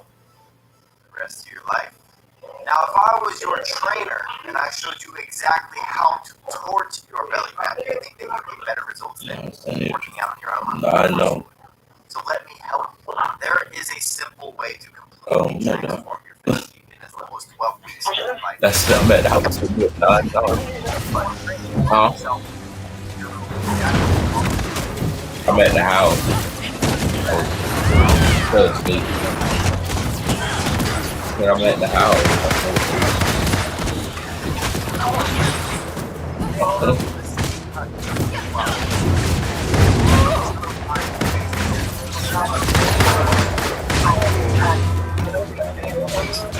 Yeah, I mean, I'm up now. I'm up putting on my clothes now.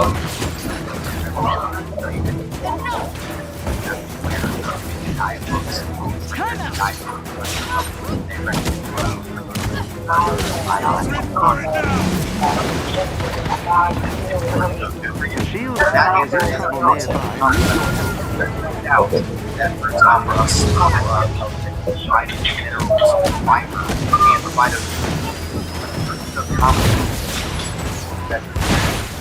guess what? These same rules apply to vegetable as well. And I know it's enough to make your head spin. How can you possibly know which groups to eat and all and how much? not safe out here.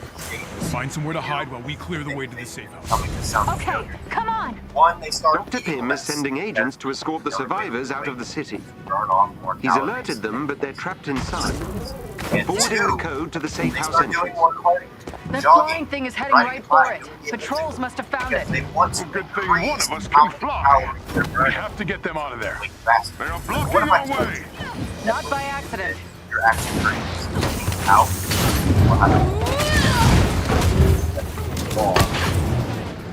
But if you're interested in hearing why very common never actually work, click the link on the video and take my money.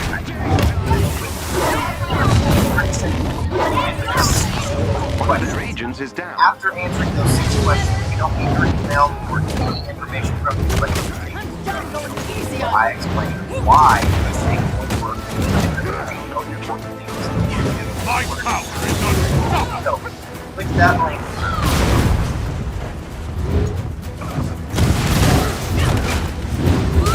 Excellent. Another agent down.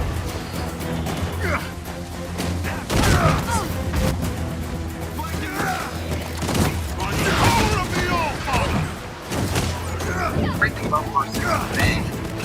Arm big enough to help midway. Take time. Enemy defeated. Small things. Guilt. Help it when you need it.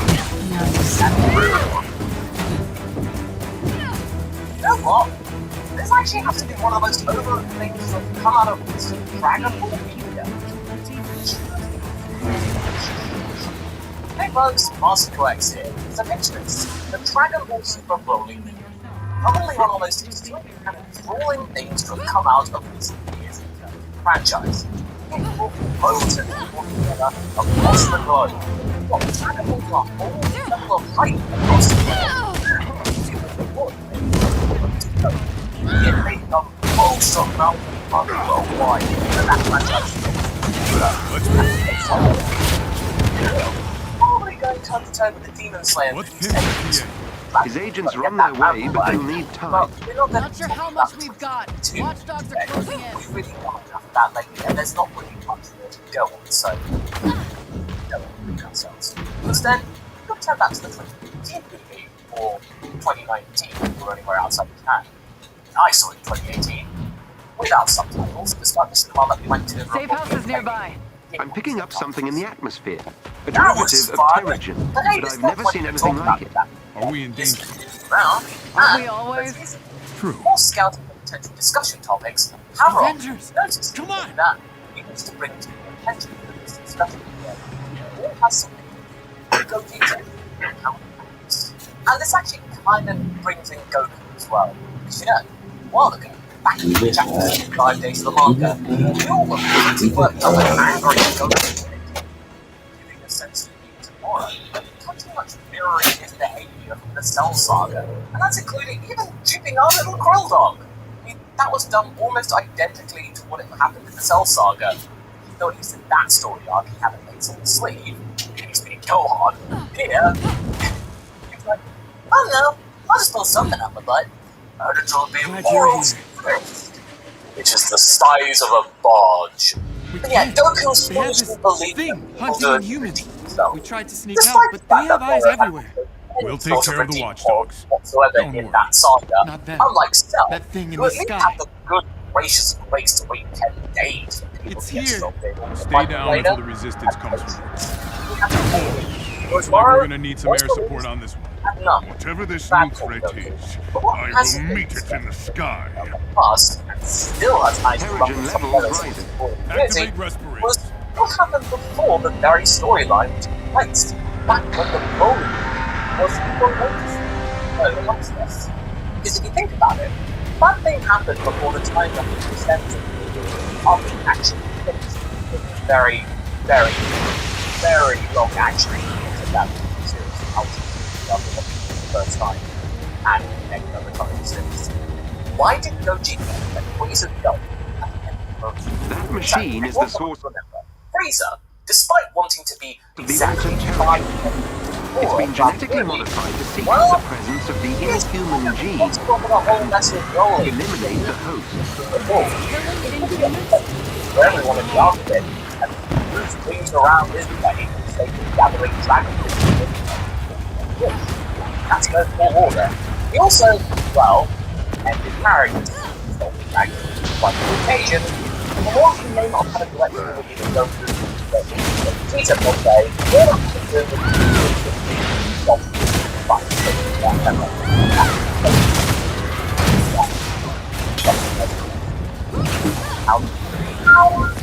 honestly, good time, by the way, that do work together.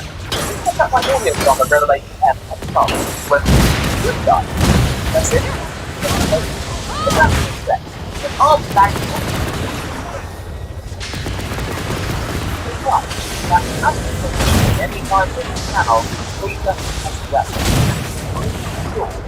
The days of the Namek song. The whole thing of the flashback is destroyed. It not only shows the thing in Heyday, but also from the first place. Is right now power. Just beforehand, all with the power of logic. It is also aware that he will do that over power. So when he's actually facing the music, he doesn't try and fuck. He don't sort of unknown that. He will just attack the that out of anger and frustration and spite. And then with the third step, he'll probably die. And think about it, not in that movie, because Lisa tried to have a direct confrontation with the sailor. Not one time. Not even because he was being a little bit hard number. He's aware that he cannot someone who focused rollers be able to give them a challenge and go after them. Even if there's something like his truthness, and he was what he had. So, I don't see what fits everything out of that. It's all now just a game. A game. He won't go away from it. I just decided to experiment with what he had in the most. Yeah, oh well. Having the Nova involved is dynamic, but now, just really seems like people aren't happy about the result of that. Oh well, maybe it's like it's going to try again and the next encounter. Again, not close to happening. Now naturally, I'm sure all the inside of this is definitely one to them. It would be that's what happened. Listen, the very thing. No stuck down a float and go off the place, like the other one was, given the resurrection death. But in the end, Weezer was okay with what happened. But I didn't think. Because the story depends on why he's trying to play on a relationship. Good job. Let's go to that relationship. Go to getting on with one another. Yes, I do, but there's some sort of respect between them, as well as a lot of history. Of course, we honestly doubt that. Red, good, not both. Enjoy it. But I think that part of it is that rivalry now, like more and more, we would love trading in the first place. Rekindling the senses. Taking out worlds and stuff isn't just fun with them. Outreach. We think that on a certain level, like this challenge, especially today, it's a trait that can actually now, ironically, but as we mentioned time and time again, we don't always put in coming in. You don't want it. And it's that can also like its own isolation chamber in hell. Now, the space android enjoys the strength of questions, but the rest of the morals are unpleasant. What? Yeah, you have got stuff. But the autonomous power and the burden make it aware of actually people work a lot to make the resurrection of and father.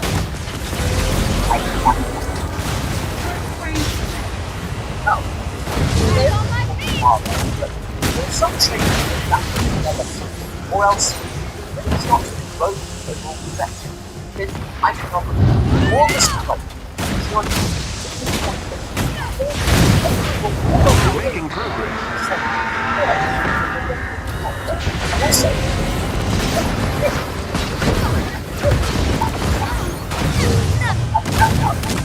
Alright, now let's put the ideas as to why it's not very small like checks. So, if the company back on hand, that is why it's not just like Captain Johnson, there's nobody wrong with the Emperor, our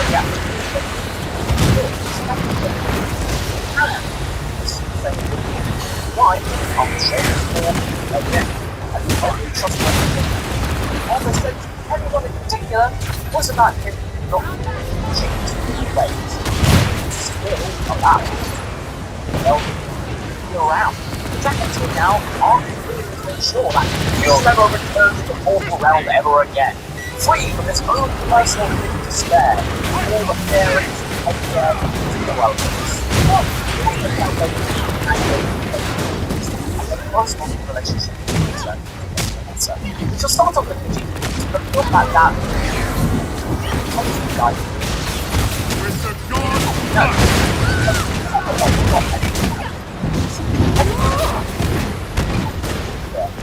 was it? Lots of chance to it's trained back there. Then, opening large one. Not so.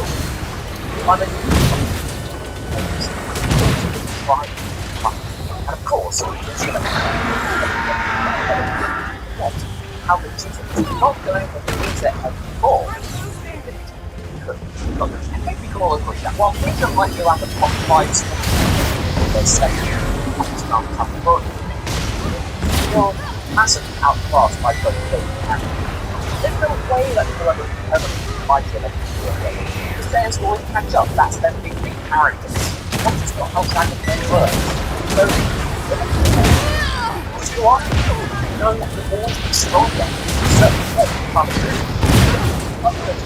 could have overridden Goku's personality and a portion of his fight. The ice Frieza right there and then. And with the Prince of Fight behind here, all from life has no meaning. What about Goku? Where did he figure in all of this?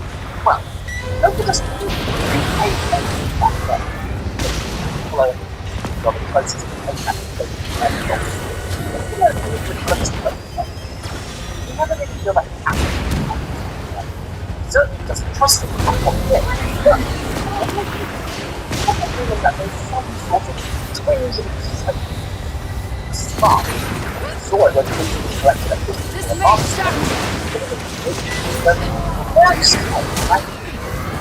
That's why. That's what the mark of the each other through every fiber of their beings. Especially after working close to the bedrock of the throat. The reason all the dwarves turned out to be a rather obvious choice for the team, an actively useful choice. Still been going through certain elimination and all the emotions. It's like you can do that with Goku's perspective. Frieza is much more useful to alive and did the most recent tournament of show that sometimes allies your enemies closer to friends and all that sort of stuff. Honestly, these are basically self-accepted pirates. But like, believe that any of them stand by their side to ensure his own self-preservation, or by the other side of them not get in their way. But it's unfair to drag over and blame Goku's skills and bizarre act of mercy again. But you guys think of what's going to be growing? Yeah, but don't wag a finger at anybody unless he's being dragged into a conflict person. Raise up. But throw down the challenge, and the Prince will gladly pick up on it, and hopefully one day win that to make it knows. We think that this additional motivation helps the team focus on other things than just surpassing Kakarot, which to be honest with you, quite that get by. On one hand, we hate the very idea of live out there, but on the other hand, he still excludes himself from the which is a complicated difference. Let's be honest. Even though the officers are proactive, they are reactive. Happening after the fact instead of the ability to only possibly think otherwise is their preparation for the active fight. Those on the regular, they're not going to go to like scour the universe. Without one time ago, still missing things that aren't weapons while Super Saiyan. They wait for them to come back to stop the attack. So rolling with it, how is the person come on, and honestly, who knows if that wasn't the best possible rolling his head? Something he should be allowed to when he inherited his influence and find threats of his own. Let's get his black box back to Chimera. I'll do some digging. Broly did emerge from all of this a better person and in a better state than he was when he came into it. So, Frieza perhaps? Frieza, yeah, he still endangered Earth whilst doing this, oh yeah. But He didn't endanger it more than Goku or Jarvis, Vegeta would have I've done in the uploaded the past. warship's transmitter But while database. Trace the launch location. heroes, Retracing flight path. ultimately, they came out Oh, stronger from this Terrigen. experience. Everyone did. I mean, except Dalton wants to Paragus. kill us all. Dead. So the We Gogeta, have to but do this could something. be kind of Goku and Vegeta. Can he kill the They let villains, things go He's in gotta order take to them all continue out. their game. And He this is hasn't just the done beginning. Sir, time. What do we Look got? forward to according to the round. flight path, the machine originated from the San Whatever Francisco the Bay. limited, No, they are that's not also possible. actively playing this I game. flew over that area dozens of times after A-Day. Overcoming Perhaps what this is a reason ruse. They mean to So throw yeah, us off course. Unlikely. Residual radiation and mineral deposits on the wreckage confirms the craft has been in the Bay Area recently. Then how did no one see itself? it? Well, Same way they see if didn't see the Granola will warships be the coming. one to flip the rules on its head, quarantine. flip the table over, and just say, Aircraft, "Here's what's Hiding in behind!" plain sight. Exactly. Tangled with the game Sir, itself. I've just Join that intercepted a performance. signal. Whatever time he has left. But what did you folks think? Should Gogeta have let Frieza go? Warships. Do you think it's time for the Emperor to run out Hundreds of of them second deploying chances? out of San Francisco. Comment below, No. and let's get the discussion going. No, they'll kill thousands if we don't stop them. Then we go to the Catch you later. source and shut it down. Tired of paying rent? Are you constantly Jarvis, moving from one apartment to plot a course another? San Francisco. LGI Homes offers affordable new homes with exceptional quality. Okay. With zero down options available and our simplified If we're buying going process, Battle the with dream our of home space-headed ownership and friends, quickly Death move into Fortress, your new home. Robot Army, and the flotilla of warships. We might as well look good doing it, right? At LGI Homes, you have it all. Right. Offering new homes complete with upgrades designed to add style, value, and energy efficiency to your life. There's never been a better time to buy. Find your new home today with LGI Homes. Wait, aren't you gonna say the thing? What? You know, Avengers assemble. Yeah, we don't really say that. Just be cool, okay? Got it.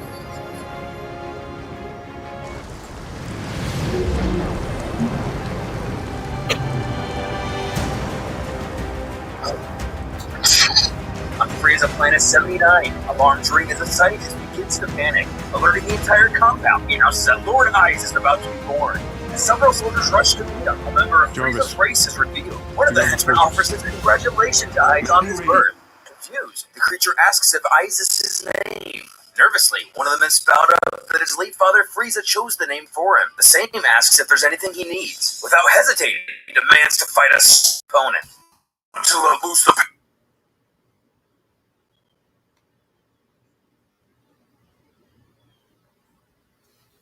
Yeah, I had to pause that in the background so we could actually hear. Radiation signatures now. Georgie boy sure has been busy. They're right on top of your heat signal, Cap. That must be the source of Aim's Terrigen. Now take us down. Mala and I will take out the main control tower. Thor, Tony, knock out as many of those generators as you can. We stop that signal. We stop those warships. Hulk, clear a path.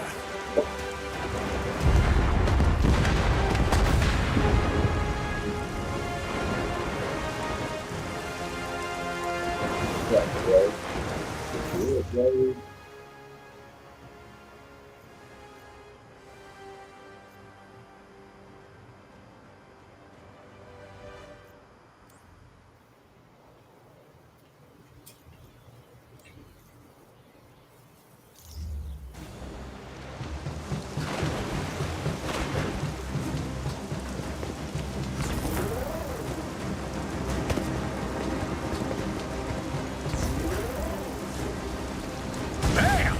Aim is down another hangar. Or 3. Pace yourself, Stark. Hey, some people don't have 1,000 years of blowing stuff up to look forward to, Rapunzel. Oh, he missed you, Thor. Feels like only yesterday we were all together like this. Still bringing the dad jokes, Cap. Okay.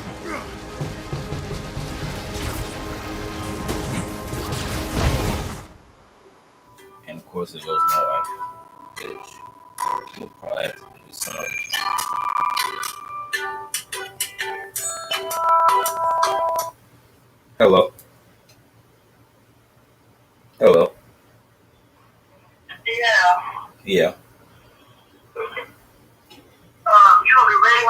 to like walk out? Not for me to wait on you for 5 minutes? No. Why not?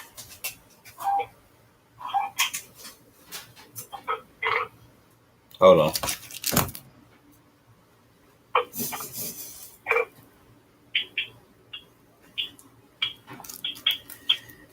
Okay, y'all, so we're gonna have to finish this later. I'm sorry. I gotta go to work.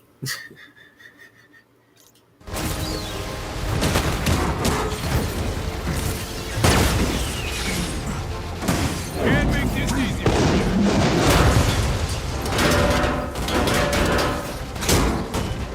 Heads up.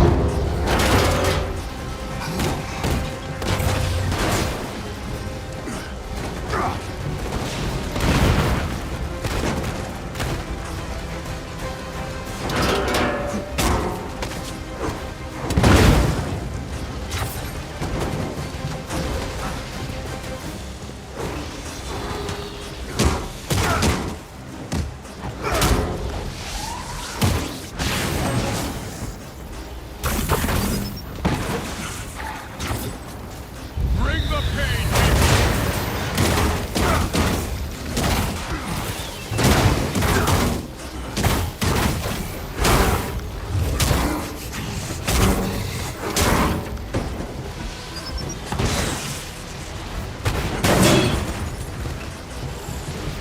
More generators down.